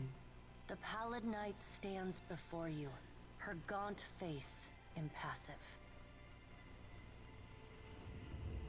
Let's make this quick. I've got an engagement with a living statue, and I don't want to be late. You rush headlong toward the end. Do you ever pause to consider where it is you are headed? It wouldn't be me if I did. Soon you will confront Aethys for what will likely be the final time. And you will do so as the Herald of Barath, the only creature on the face of Eora to whom he will listen. Remember that. Yeah, I'm not your herald anymore, Barath. The Pallid Knight inclines her head to you, black hair hanging limp in her face. She steps back and cedes the floor to Helia with a small, resigned sigh. If Aethys truly intends to go through with his mad plan to destroy the Wheel, a generation's worth of souls will be trapped in the in-between. So many would suffer. How can Aethys be so cruel? He cannot just abandon them. Aethys must help the Kith find a quick solution. He's not abandoning them. They'll be claimed by Rimmergan. Abaddon strides forward.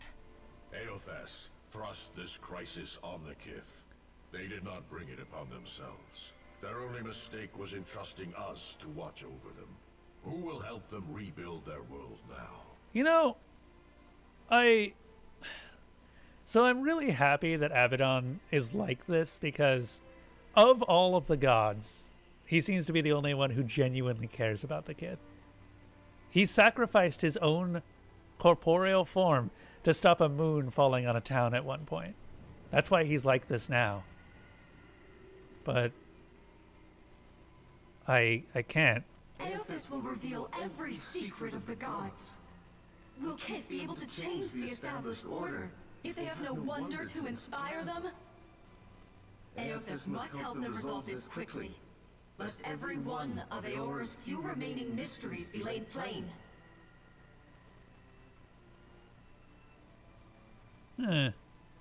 Wales against this. Interesting. Should Aethys leave this decision solely to Kit? You have misgivings. Good. You should be wary of any help Aethys might offer you. With the wheel destroyed, Kith will tear themselves apart. It is the gods' duty to prevent that happening, lest they doom us all. And as Kith must be ruled, so too must the gods. I say that if Aethys is so eager to throw down the mantle of power and step aside, I shall take my rightful place as Queen of the Gods again. Oh, fuck off, Woodica. I still don't like you. Kith are strongest when they follow our lead, and we are strongest when we lead in turn. United in purpose with the gods, Kith can accomplish things that without us, they could never have even begun. They must be shown their boundaries to surpass them. Kith will not solve Aethys' puzzle on their own. And without an established order to fight against, the bonds that bind them dissolve, and they fight amongst themselves.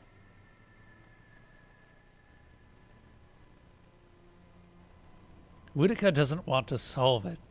She wants to be queen over all of you.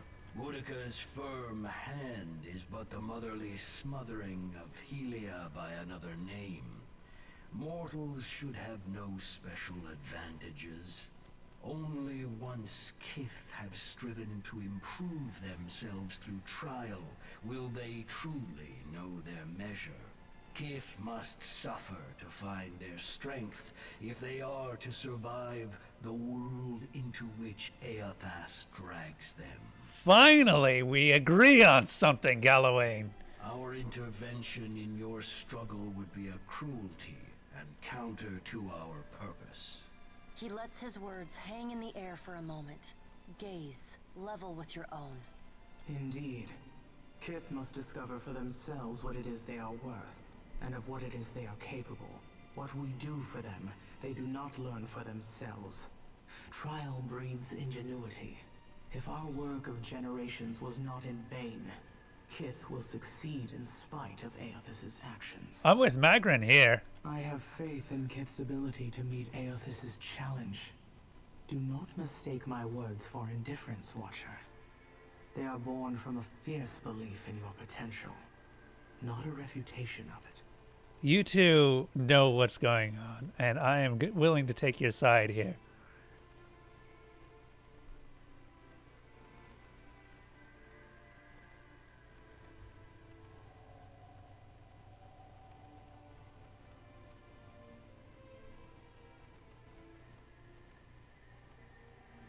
Aethys wouldn't do this if he didn't agree with you. Maybe we're not doomed after all. And yet you come to Ukaizo with only the Principe at your back.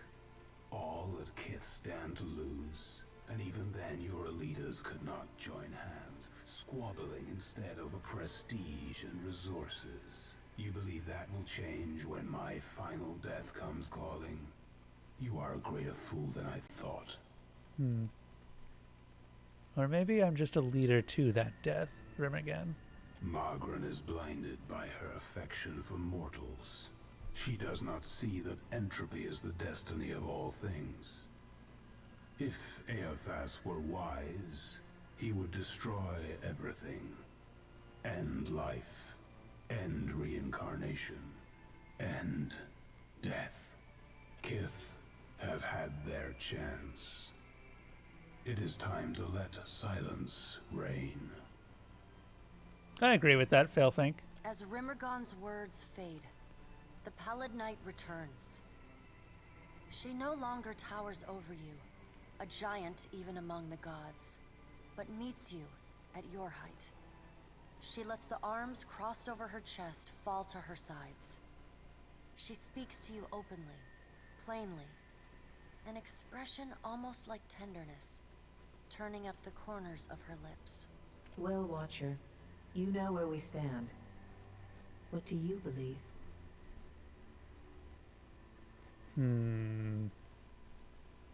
I do like these chats with the gods. It gives them a lot more character than in the first game, where you only had one opportunity to really talk to them. And the gods are such an important part in any of the Pillars of Eternity storylines that just having only one opportunity to talk to them just isn't enough. It's like they've been arguing their stance for years, so long that they can argue any position. The only thing that these guys do is argue. They are debaters. They can't take that much in the way of action themselves, though. They can only interact indirectly.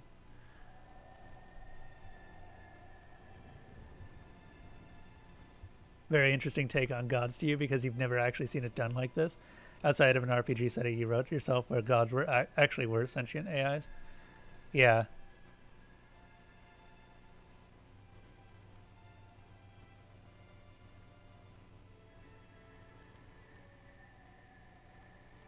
I don't care is an interesting option.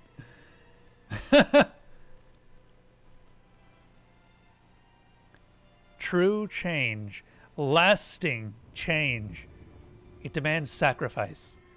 The coming days will be hard, but we'll be better for it. Take care that you do not sacrifice all, Watcher. Only what you must. The things you stand to lose, lives, institutions, beliefs, you may lose for good. Now the time has come for us to part, Watcher.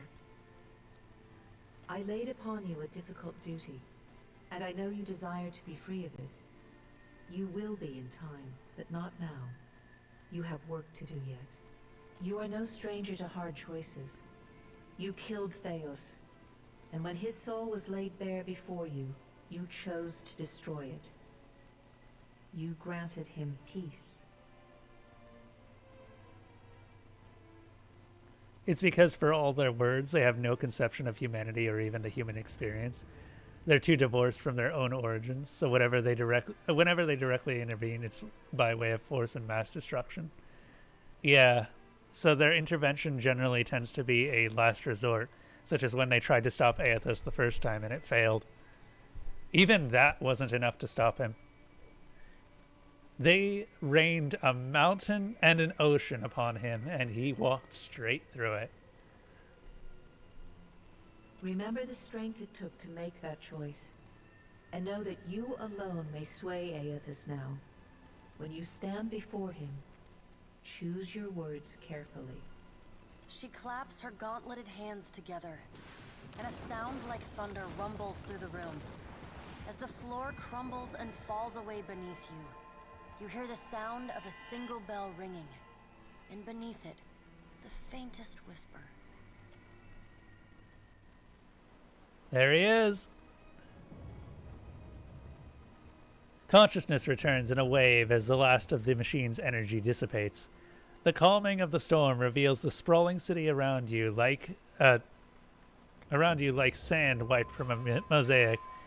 You see the distant outline of Aethys raising his fist in triumph and purpose. You keep falling asleep on me, I'm gonna have to start walking behind you with a pillow. Oh, by the way, the storm's gone. Also, I think Aethys has ended the world. As you do. I'm so glad to have Adair here. He adds the amount of levity that I need for this game to not be a big, long, grim walk. Adair takes a long draw from his pipe and nods as he stares at the Colossus in the distance. Do not touch the machine again, I say. The delicate fish can only take so much. Can you believe that some people say that Adair is boring? I can't understand that. Squeezing his eyes shut, Takehu rests his head in his palm. If all your missions involve this many head wounds, then I volunteer to set the next one out. God's darnation. My head. Jyoti presses a palm to her brow as she struggles to her feet. I love that Adair is the only one not affected by this. Peering over the edge of the tower, you make out the distant shape amid the ruins below.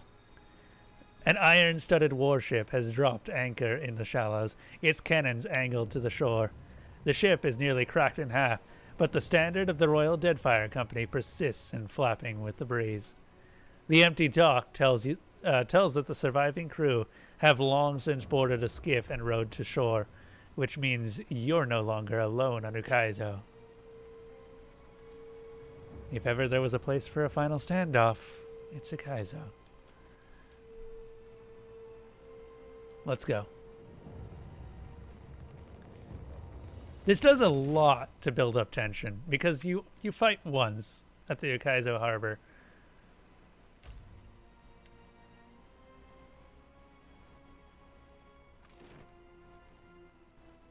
And everything else after this is just wrapping up. There they are. Hazunui Karu approaches, her weapon drawn.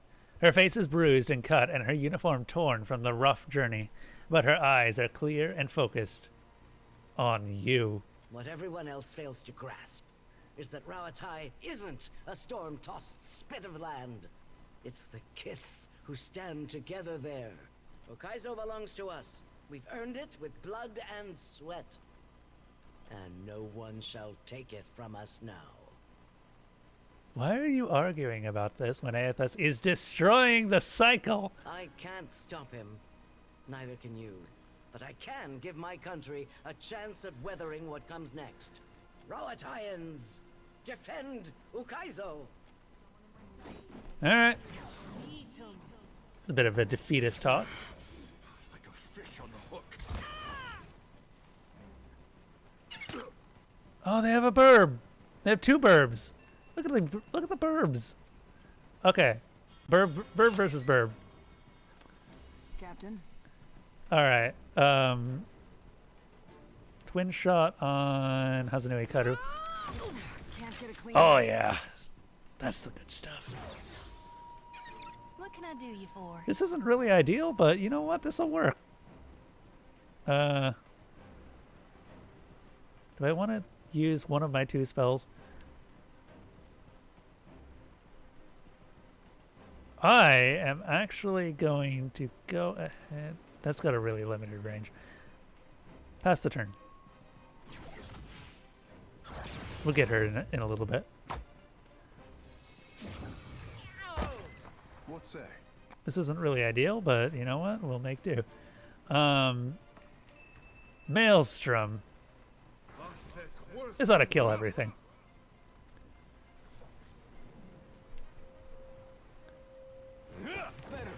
Damn it! There. You had one job, and that was to hit me. Fine.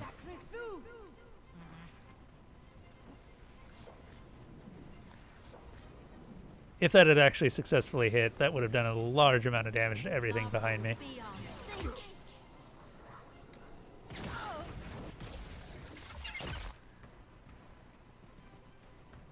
Burb. Burb go. Fuck. Why does that never knock anything down? God damn it. This is not really ideal because Adair's in the back. Well, he's not in the back anymore. Jeez.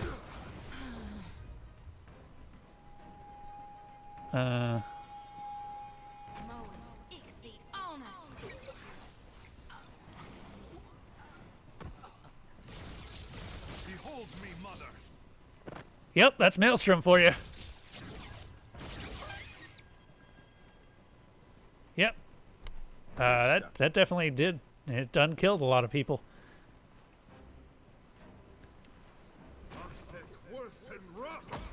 Adair is like the straight man for all the epic shenanigans, yet he's a straight man always ready with kind words and a dad joke. He's such a dad. I'm so glad you said that. Yeah. Adair is definitely a dad. He's like dad incarnate. I'm listening. And I love how he always wants to pet things. Like, he doesn't care. Not so hard. He just wants to pet everything. If it has fur, feathers, or scales, he just wants to pet it. It's adorable.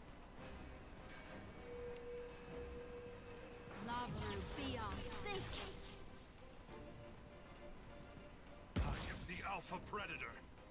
Neat. By the way, Adair, you are dying. Yeah, sure. What is this hat? It appears to be a very fancy hat.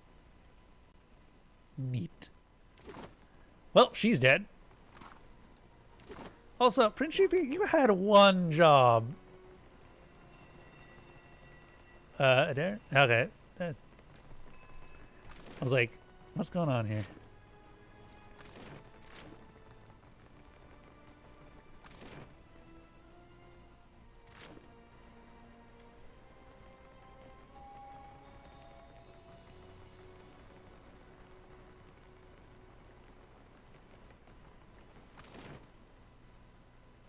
All right, let's go. Let's go stop a god. We didn't actually use any resources during that too, so things are looking good. Ancient winding streets of Ukaizo. Battered by storms for thousands of years, the ruins bear the marks of their role as the lone witnesses of the god's great secret at the center of the city. The houses and boulevards are pierced by great spears of luminous Audra. There are no ashen bodies, no birds, no sign or sound of any life. But with every step, the rhythmic pounding in the distance draws nearer. Soon, you can feel the vibration traveling up your spine.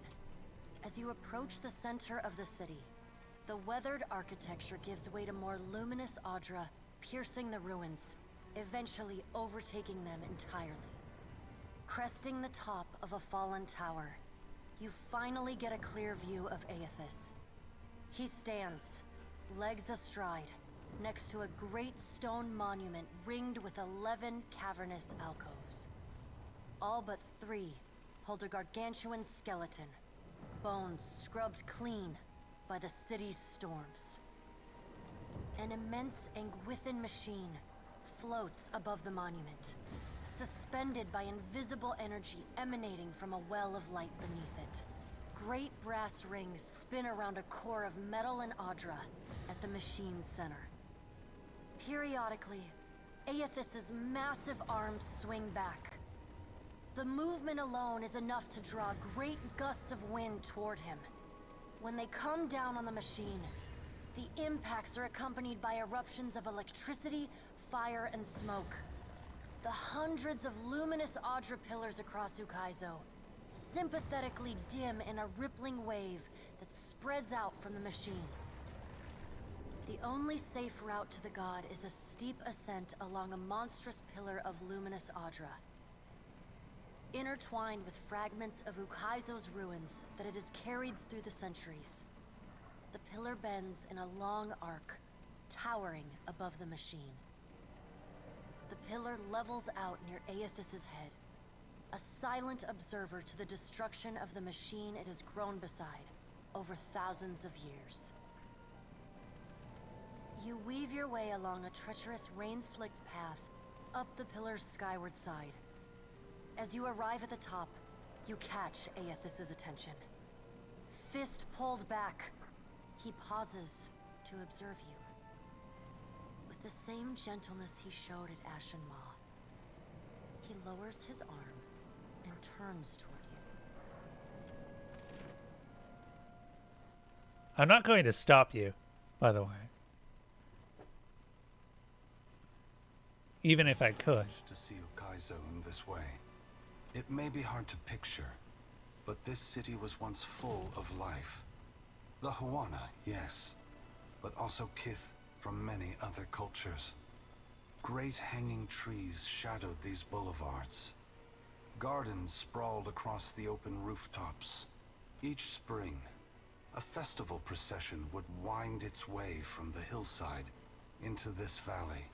The celebrants would pass through a steep walk among the stalls of foreign merchants, flowers falling upon them from all sides. All people of all nations, together in a celebration of new life. Such was the power and beauty of lost Ukaizo.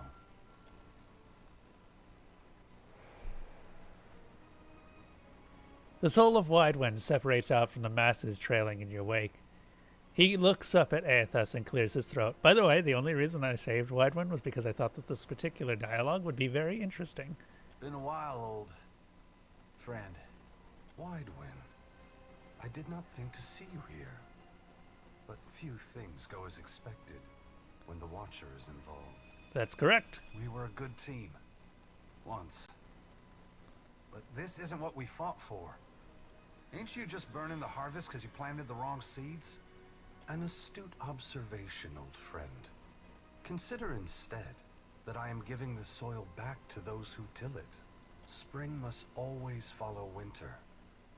As long as there are people committed to finding the other side of change, the agony will not last. But thank you for challenging me as you did in fairer times. I haven't forgotten the lesson we strove to impart. You're welcome, I suppose. Widewind clears his throat and backs away to offer you space. Aethys shifts his attention back to you. Mighty One, I once desired to return that power and beauty to the Huana. Now I wish only for the tribes to find it themselves. If not here, then elsewhere. This is not something I was expecting from Takehu. Was I wrong? Have I failed them? Takehu, the gods have already decided so much of your life. I would not shape what remains of it. You know how your people could benefit from your help. You have also come to see that this life is yours to live as you choose. Deciding what course to take is not easy. But if you do not choose, your life may pass you by as you stand at the crossroads. This isn't right. You can't put this burden on us. You can't make the gods' problems our problems. Our responsibility to fix. The problem of reincarnation is because of them. They're the ones that created this. He's just undoing that. How can you have faith that what you're doing is good? You know how many people are going to suffer because of this. No matter how you spin this, you can't set it straight. Adair, I wish I could explain it to you. It breaks my heart that I cannot. But no matter how much you curse me, do not despair. The souls of this world will need people like you. Lights burning brightly in the darkness to come. Ukaizo's corpse is beautiful, my god. This, its current state, is but one spoke in the ever-turning wheel of life and death, and so no less worthy than its incarnation at birth. Jyoti waves her lantern overhead like a beacon to draw her god's attention. But you seek to break that wheel. I beseech you, Gone, that when you do it right. Burn to ash every Audra root in hell so that it may never regrow. Let the darkness reign eternal. Jesus freaking Christ, Jyoti, what did I do to you? It saddens me that the harvesting of souls in my name has brought you to this place, Jyoti. But I am the cause, and I must take responsibility for it. I can only hope that after I am gone, you will see there is a brighter future for mortals. It is a future that you can help shape, even if you cannot see it now. So, Jyoti's questline has her gathering souls for Aethys, and I guess I chose wrong, and so she's just an absolute murdering psychopath. Rawatai gave everything they had to reach this place. In the end, they fell short of hitting the mark. Ashamed, Maya winces and fights to hold Aethys' penetrating gaze. Will we ever have another chance to prosper? Or was this damn island our last hope? She sighs up at him and plants her hands on her hips, as if voicing the concern released a long-held burden. Only you can answer that question, Maya. Rawatai has persevered through great adversity. The storms that ravaged your homeland have ended, but that in itself may present new challenges for your people. It is my hope that after I am gone, Rawatai will work together with its rivals to create a new world, instead of fighting over the ruins of the old. But what of you, Watcher? Why have you followed me? Have you come to bear witness to the breaking of the wheel?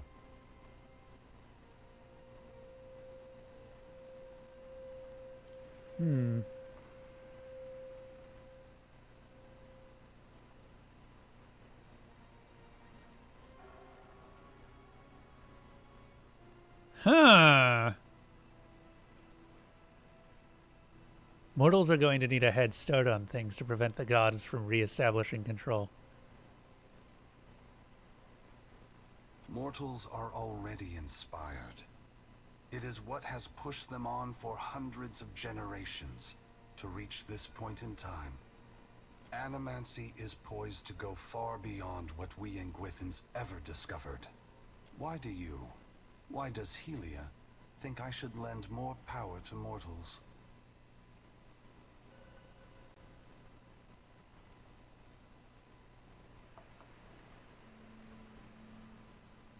I want to ensure that the gods don't have the upper hand in the struggle to come. It's true that even with all the advances in animancy, the gods will enter into this era much more well prepared than mortals.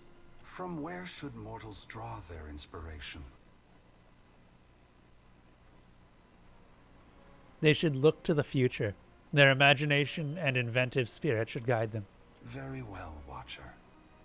I will ensure that mortals are inspired by my passing, that my power not be expended in vain. Indulge me in a moment's curiosity. There is something I wish to know about Eora, about Kith, that I can only learn through your eyes.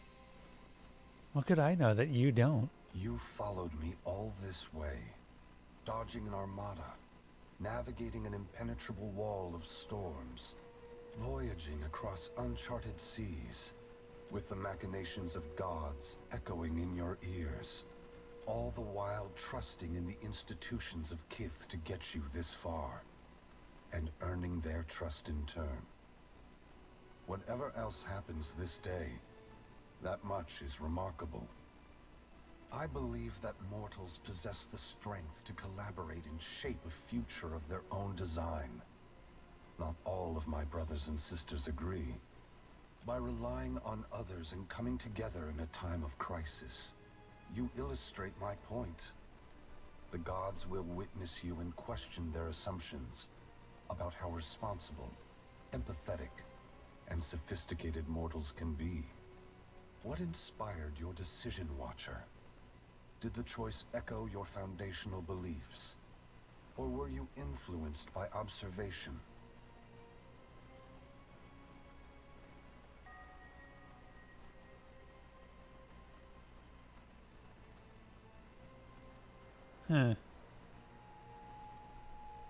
I wanted to prove Wudica wrong. She thinks mortal cooperation is destined to fail.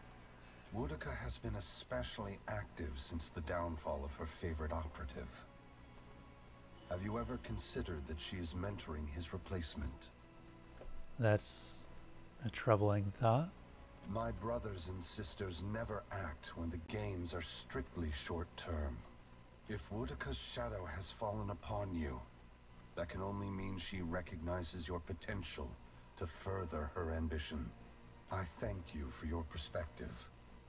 Yours is not the only opinion that concerns me, but for the moment, it offers much to consider. All I ever wanted for mortals was growth, transformation. Once, my brothers and sisters shared this goal. Some have forgotten themselves, giving into fatalism or tyranny. Others have succumbed to apathy.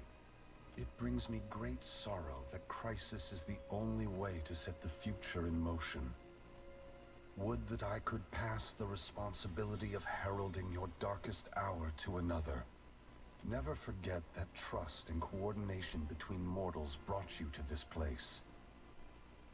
Your future is built on a foundation of hope, and you have laid the first stone. Thank you for the lesson. Wait, no, before this is over, it's my turn. Ask. You are entitled to any answer that is mine to give. We are not going away from this without asking the questions of a living Adra god.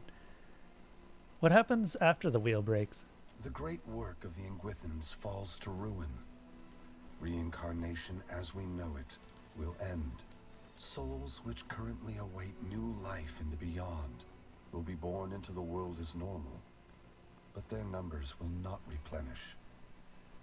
Anything that dies will tarry in the void of the in-between, awaiting the motion of a wheel that no longer turns. Once the beyond has emptied, every birth will be hollow-born. Other maladies of the soul may follow, and plague those who linger in life. Unless mortals work together to carve a new path, the essence of life will be trapped in the netherworld. Gods will starve. Eora will grow silent and cold. Jesus. How long until Eora is devoid of all life? A generation or more. That much essence is already poised to flow into Eora. But unlike an hourglass, no amount of turning will compel the sand to reverse its course.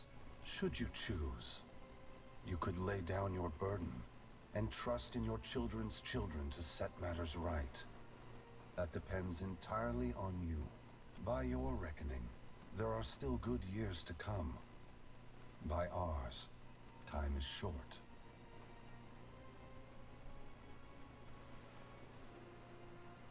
Huh.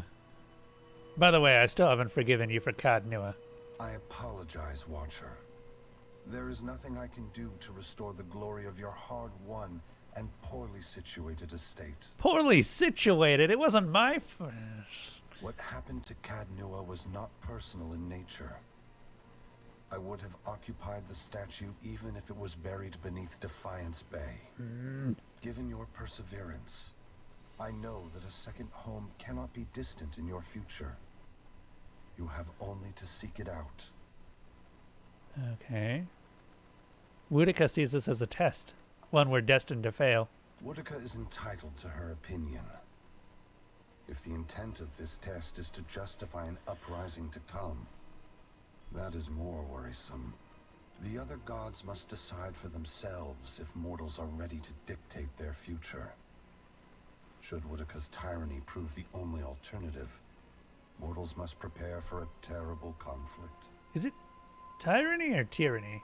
I always pronounce it tyranny. Your perspective bridges eternity, Watcher. Many will look to you to mediate differences that could shake the very foundations of Eora.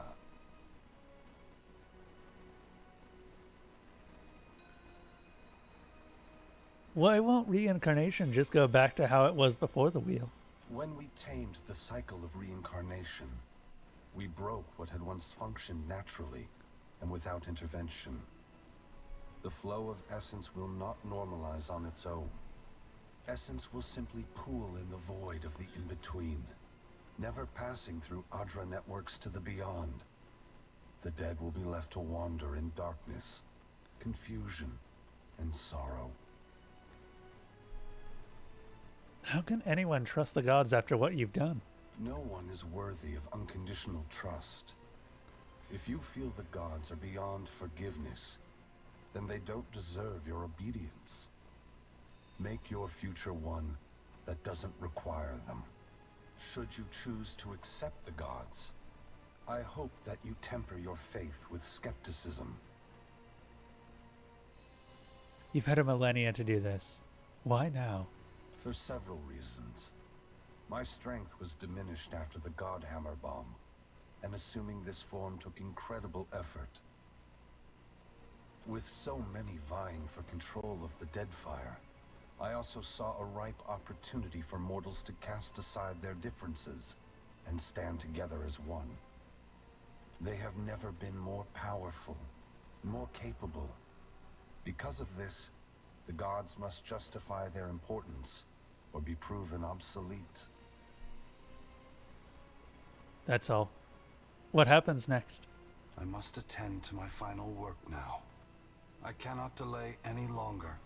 You have carried a heavy burden across the Deadfire, Watcher. Before I go, I would rid you of it. No sooner have Aethys' words entered your mind when you hear one final dissonant ring of the chime within you, then silence. The knot that formed when the Pallid Knight first addressed you in the Beyond is now gone. You are free now, as free as any of us can be. Many will come to you for help in the years ahead. Animancers, priests, even the gods themselves. I have great hope for you. But always remember that your future is for you to decide. Use your freedom well. Aethys squares himself to the machine. As you move to a safe distance, he draws his fist back and resumes his assault. The blows rain down with increased fervor, but the machine perseveres in spite of his efforts. Spreading his arms wide, Aethys draws power from the luminous Adra clustered around the valley. The energy courses through his body, limbs overflowing with intense light and waves of heat. He returns to his task, each strike bringing with it the sound of cracking stone and twisting metal, the flickering of luminous Adra across Ukaizo. As the ancient machine finally begins to succumb to his strength, so too does Aethys' body, built to withstand the passage of thousands of years. The great Adra statue has finally been pushed beyond its limits. Cracks appear along the hands, then race up the arms. Aethys does not slow his assault, but continues unabated. Its brass rings twisted. The machine spins erratically but withstands the relentless barrage.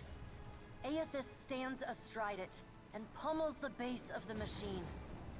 Soul energy begins to flare out from the machine's heart, warping the air with the intense heat. Aethys drives his right fist into the machine's center, the core of metal and Adra. The god lets out a deafening shout, something between a cry of anguish and a roar of exultation. You see Aethys' arm shatter upward from his hand through his elbow.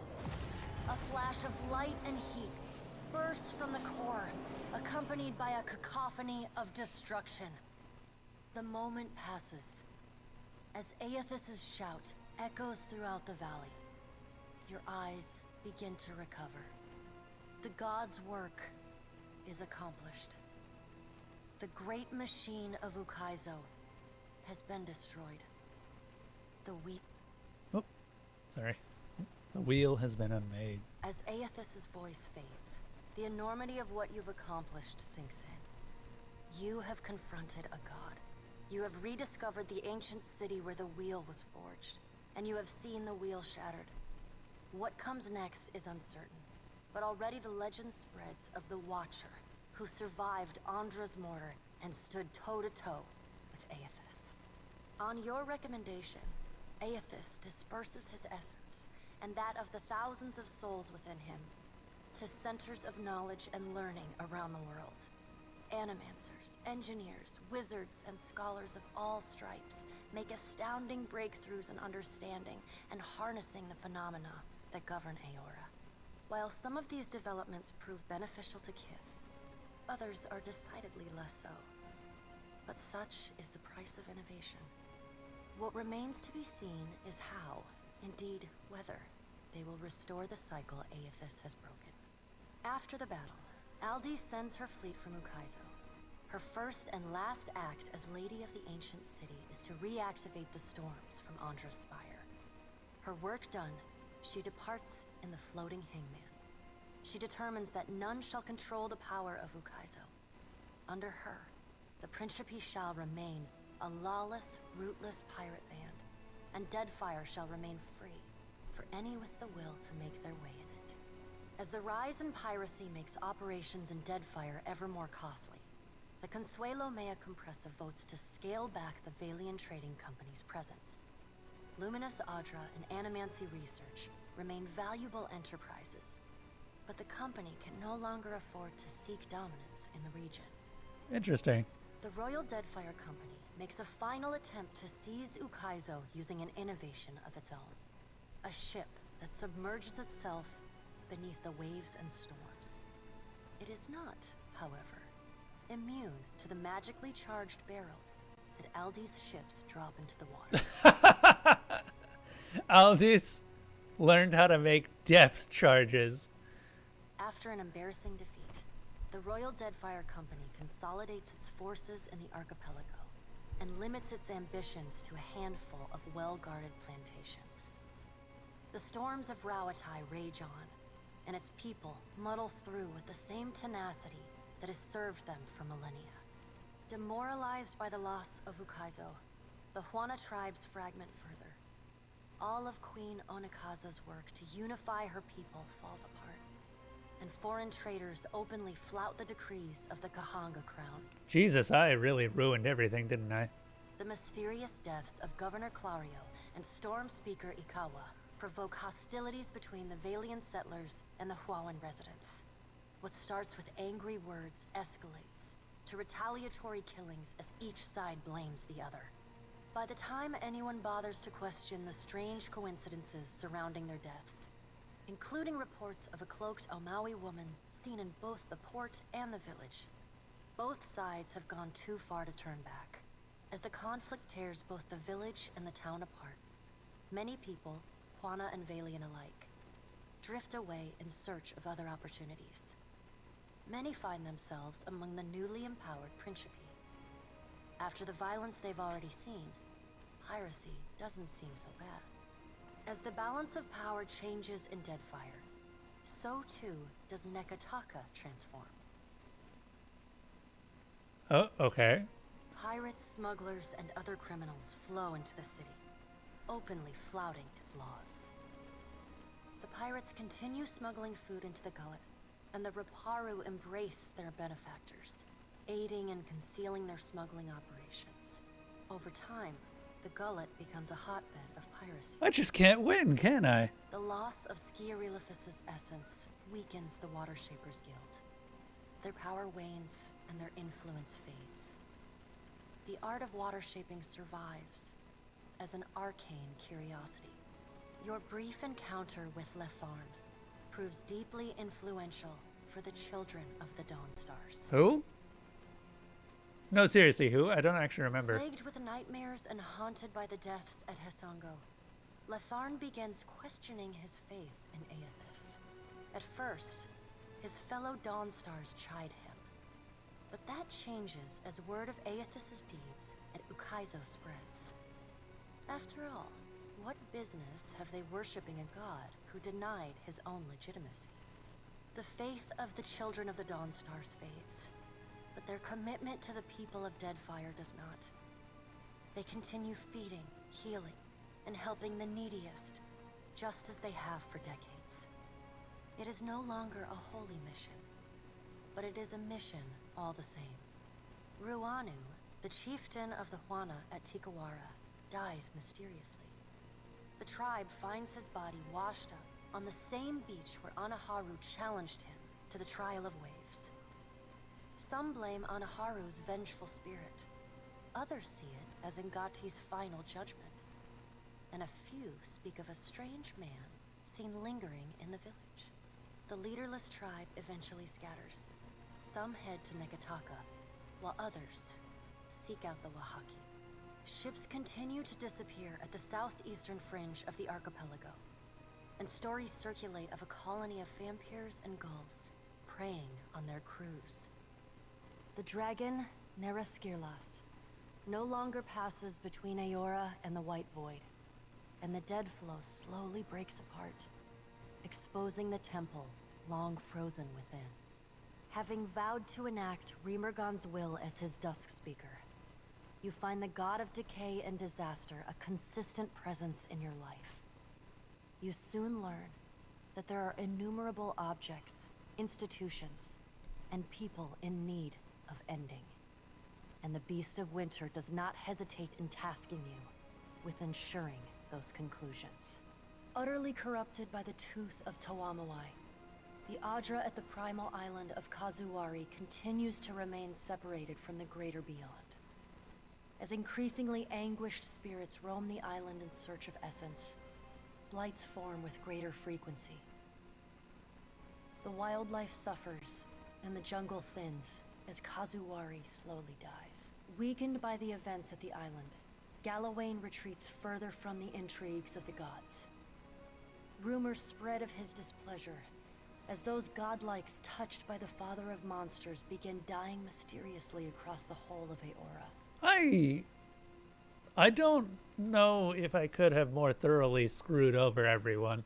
The faces of the hunt continue to rule the Crucible and Galawain's, or rather, Tawamawai's name. The trials summoned by the statue grow deadlier with each season, until only those rare few willing to brave the gravest of dangers seek out the bloody ordeals of Kazuwari. Like the other souls following in your wake, Muatu eventually yearns to move on to the Beyond and the Wheel. Stymied by Aethys' actions, however, he settles on returning to Kazuwari, where he joins the choir of souls that echo throughout the Crucible. Released from their bondage to the Sightless Eye, the Vithrak of the Halls Obscured abandon the Black Isle and resettle in the deepest and darkest recesses of the ruins beneath Nekataka. Sissa, encouraged by her arcane successes, Did not mean to do that. Bakarna returns to her observatory to continue her studies of the celestial spheres. In time, her colleagues in the Circle of Archmagi come to accept her among their number. She takes on apprentices, and they trumpet her praises as both a brilliant innovator and nurturing pedagogue. Consul Hot's ascension to near divinity shocks the Circle of Archmagi, who are uncharacteristically rapid and unified in their response. Immediate and violent censure of the Lich. Consul Hot's titanic form weathers the magical attack, however, before disappearing into the depths of the Deadfire. He likely lurks in the deepest darkness of Andra's realm, plotting, scheming, and awaiting a time he might rise again to reclaim his rightful authority. Though your adventures alter the destiny of Aora and the balance of power in Deadfire, they also leave a lasting mark on those who travel at your side. Your companions find themselves changed, in ways both big and small. Adair returns to Hisango, where he reunites with Byrne, the son of his former lover, Alava. The boy takes heart in Adair's account that Aethys and all the other gods were false, petty, and unworthy of the love of Kith. Realizing how close he came to dying for this cause, Byrne finds renewed purpose in working alongside his uncle to repair the many scars left upon Deadfire by the gods. Under Adair's guidance, Byrne grows into the kind of irreverent, stubborn hothead that would have made his mother proud, and Adair visits her gravesite, often to tell her so. Shodi is not a priestess who understands the meaning of subtlety. As such, she makes her girlish crush on Adair painfully obvious from the moment she first sets eyes on the strapping fighter. Early in your travels, Adair appears discomforted by her persistent flirting. He often grimaces when she sidles up to him, and he takes endless pains to keep their conversations terse and to the point. But after a little smoothing on your part to nudge them in the right direction, Adair makes an effort to view Shodi with an open mind. And Shodi begins teasing the veteran fighter in a more companionable and less amorous manner. Hey! After saving each other's hides a couple times and sharing more than a few laughs, the two form an easy, and you suspect, lifelong friendship. Yeah! Okay, I did win something there. Everything else has been bad up until this point, but you know what? This is good. Plagued by constant nightmares and hallucinations, Shodi becomes increasingly disassociated from reality. Shit. Meanwhile, her power continues to grow with every soul she harvests. You start to notice sliced up animal corpses everywhere you two travel. But when confronted about it, Shodi stomps her feet and fiercely denies any wrongdoing. Then, one night, Shodi wakes, but never leaves the nightmare.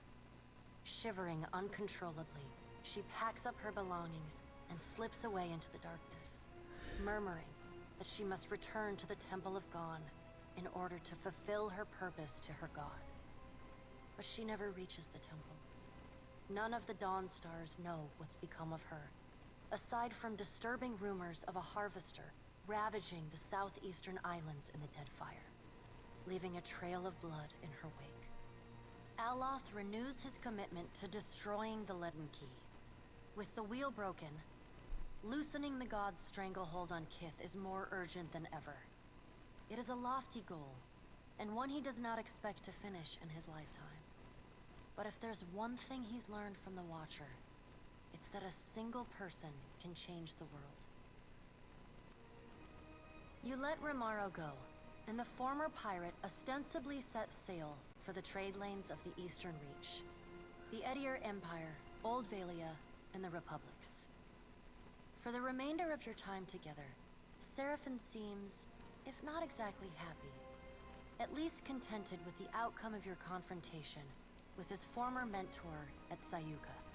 After your encounter with Aethys, the pirate drifts into quiet contemplation.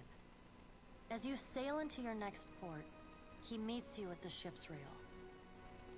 He'll be leaving the gods to you going forward, he tells you, and saving his bullets for those like to die from them. Seraphin parts company with you not long after. Occasionally, in the years that pass, you hear tales of his ship, the Taste of Freedom, and its violent exploits against any and all who would purchase or purvey Kith. After reporting back to her superiors for the Watcher's actions against the Valian Trading Company, Pallegina is rewarded with reassignment home to the Valian Republics. She spends the next several years as the head of the household guard for the Duke of Ancense. In this role, she is often lauded for her courage and loyalty. Even with all of the praise, there's still times when she cannot help but feel she could have had more influence on what transpired in the Deadfire. Despite her good fortunes in the Deadfire, Pallegina mourns the loss of Jackalow for years. She curses herself for not finding her friend sooner, for not protecting him from Captain Tutzadl and his crew. On a few lonely nights, Pallegina composes letters to the Watcher, asking what more they could have done to save him.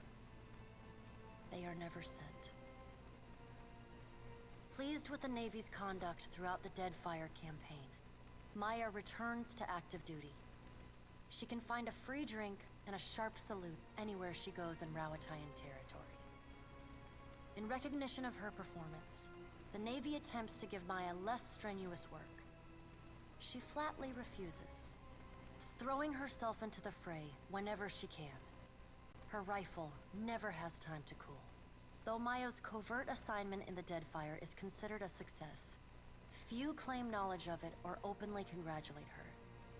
She receives no praise beyond knowing glances or the occasional raised tankard from her countrymen. She never responds. She looks forward to seeing her brother again.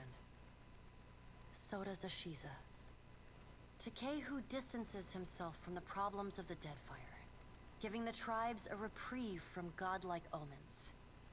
Ngati's silence speaks volumes. The Huana grow to rely on each other, paving a new way forward divorced from their traditions. Soon after his departure from Nekataka, sailors report of mountainous water sculptures rising from the open sea, entrancing and salacious. These works are celebrated everywhere, from the brothel to the palace, though the identity of the artist remains an open question. Hello, everyone. Welcome. Sorry, I didn't want to interrupt the end of game dialogue. Yes, this is the end of Pillars of Eternity 2. You guys all missed it. But yes, hello, Kegel and Sniper Guy. Who else is here? Yeah, so basically, the god of death and rebirth just became the flat-out god of death, killed himself, killed everyone. Now the entire world is going to die. And I let him do it. Because apparently, I can't do anything right. Pretty much all of these like, endgame credit rolls have been telling about how fucked up I made the rest of the world, so I guess I was playing an evil playthrough this entire time. Unintentionally, mind you. As your paths diverge, Takehu leaves you with a protracted and energetic farewell. He has work to do in the Deadfire, but his heart, and he insists the rest of him, is yours. You make promises to see each other again on different shores. And that is our sexy fish boy. Great changes are at work in Deadfire and the world beyond. But the storms of Andra's mortar rage on. What? Whatever salvation Kith achieve will be hard-won. But it will be the deliverance of their own choosing. I turned that thing off. As the Watcher of Cadnua and the former Herald of Bareth, you return to your ship and begin the long journey home. You hope for calm weather.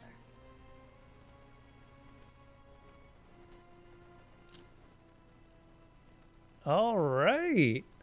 After almost 2 months, we have finally completed Pillars of Eternity 2. And all of its DLC. I hope that was enjoyable to everyone. This took forever. Now, if anyone happens to have any logs, and I'm pretty sure that all of you do, you can spend them tonight to take a look at what we have next. So, as you can see right now, we have Legacy of Kain, Blood Omen, and Forgotten City coming up right after that. Oh man, Forgotten City is only just barely above Evoland. Huh.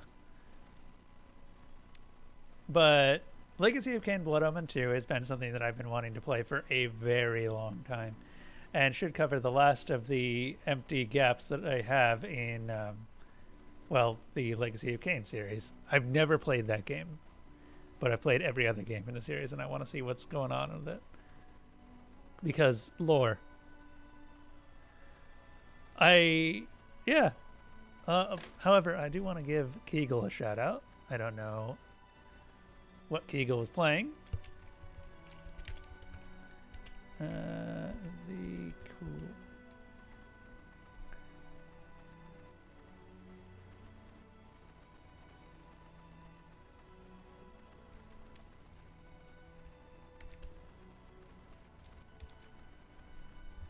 And I also want to give Sniper Guy a shout out.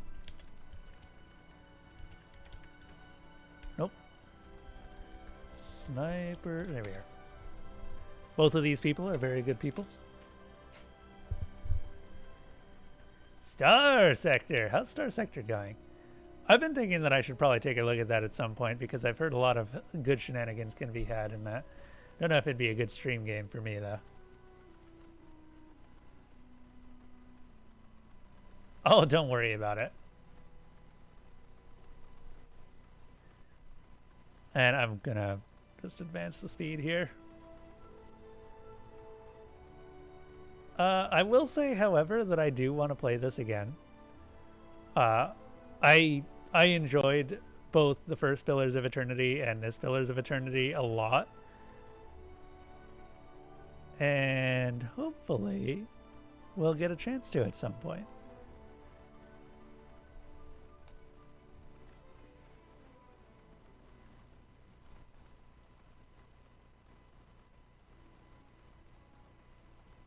Anyway, yeah, that was Pillars of Eternity 2. Next time, we'll be selecting whatever is the top of the list. If you want to go ahead and throw some logs that add something, feel free to find the commands for that. You can vote on any of the stuff that was in the vote options. The bot will remain active after I stop the stream, which is probably going to be happening very soon here. And I want to thank everyone who's been sticking with me through all of this. I know that CRPGs tend to be so long that a lot of people lose interest in the later episodes.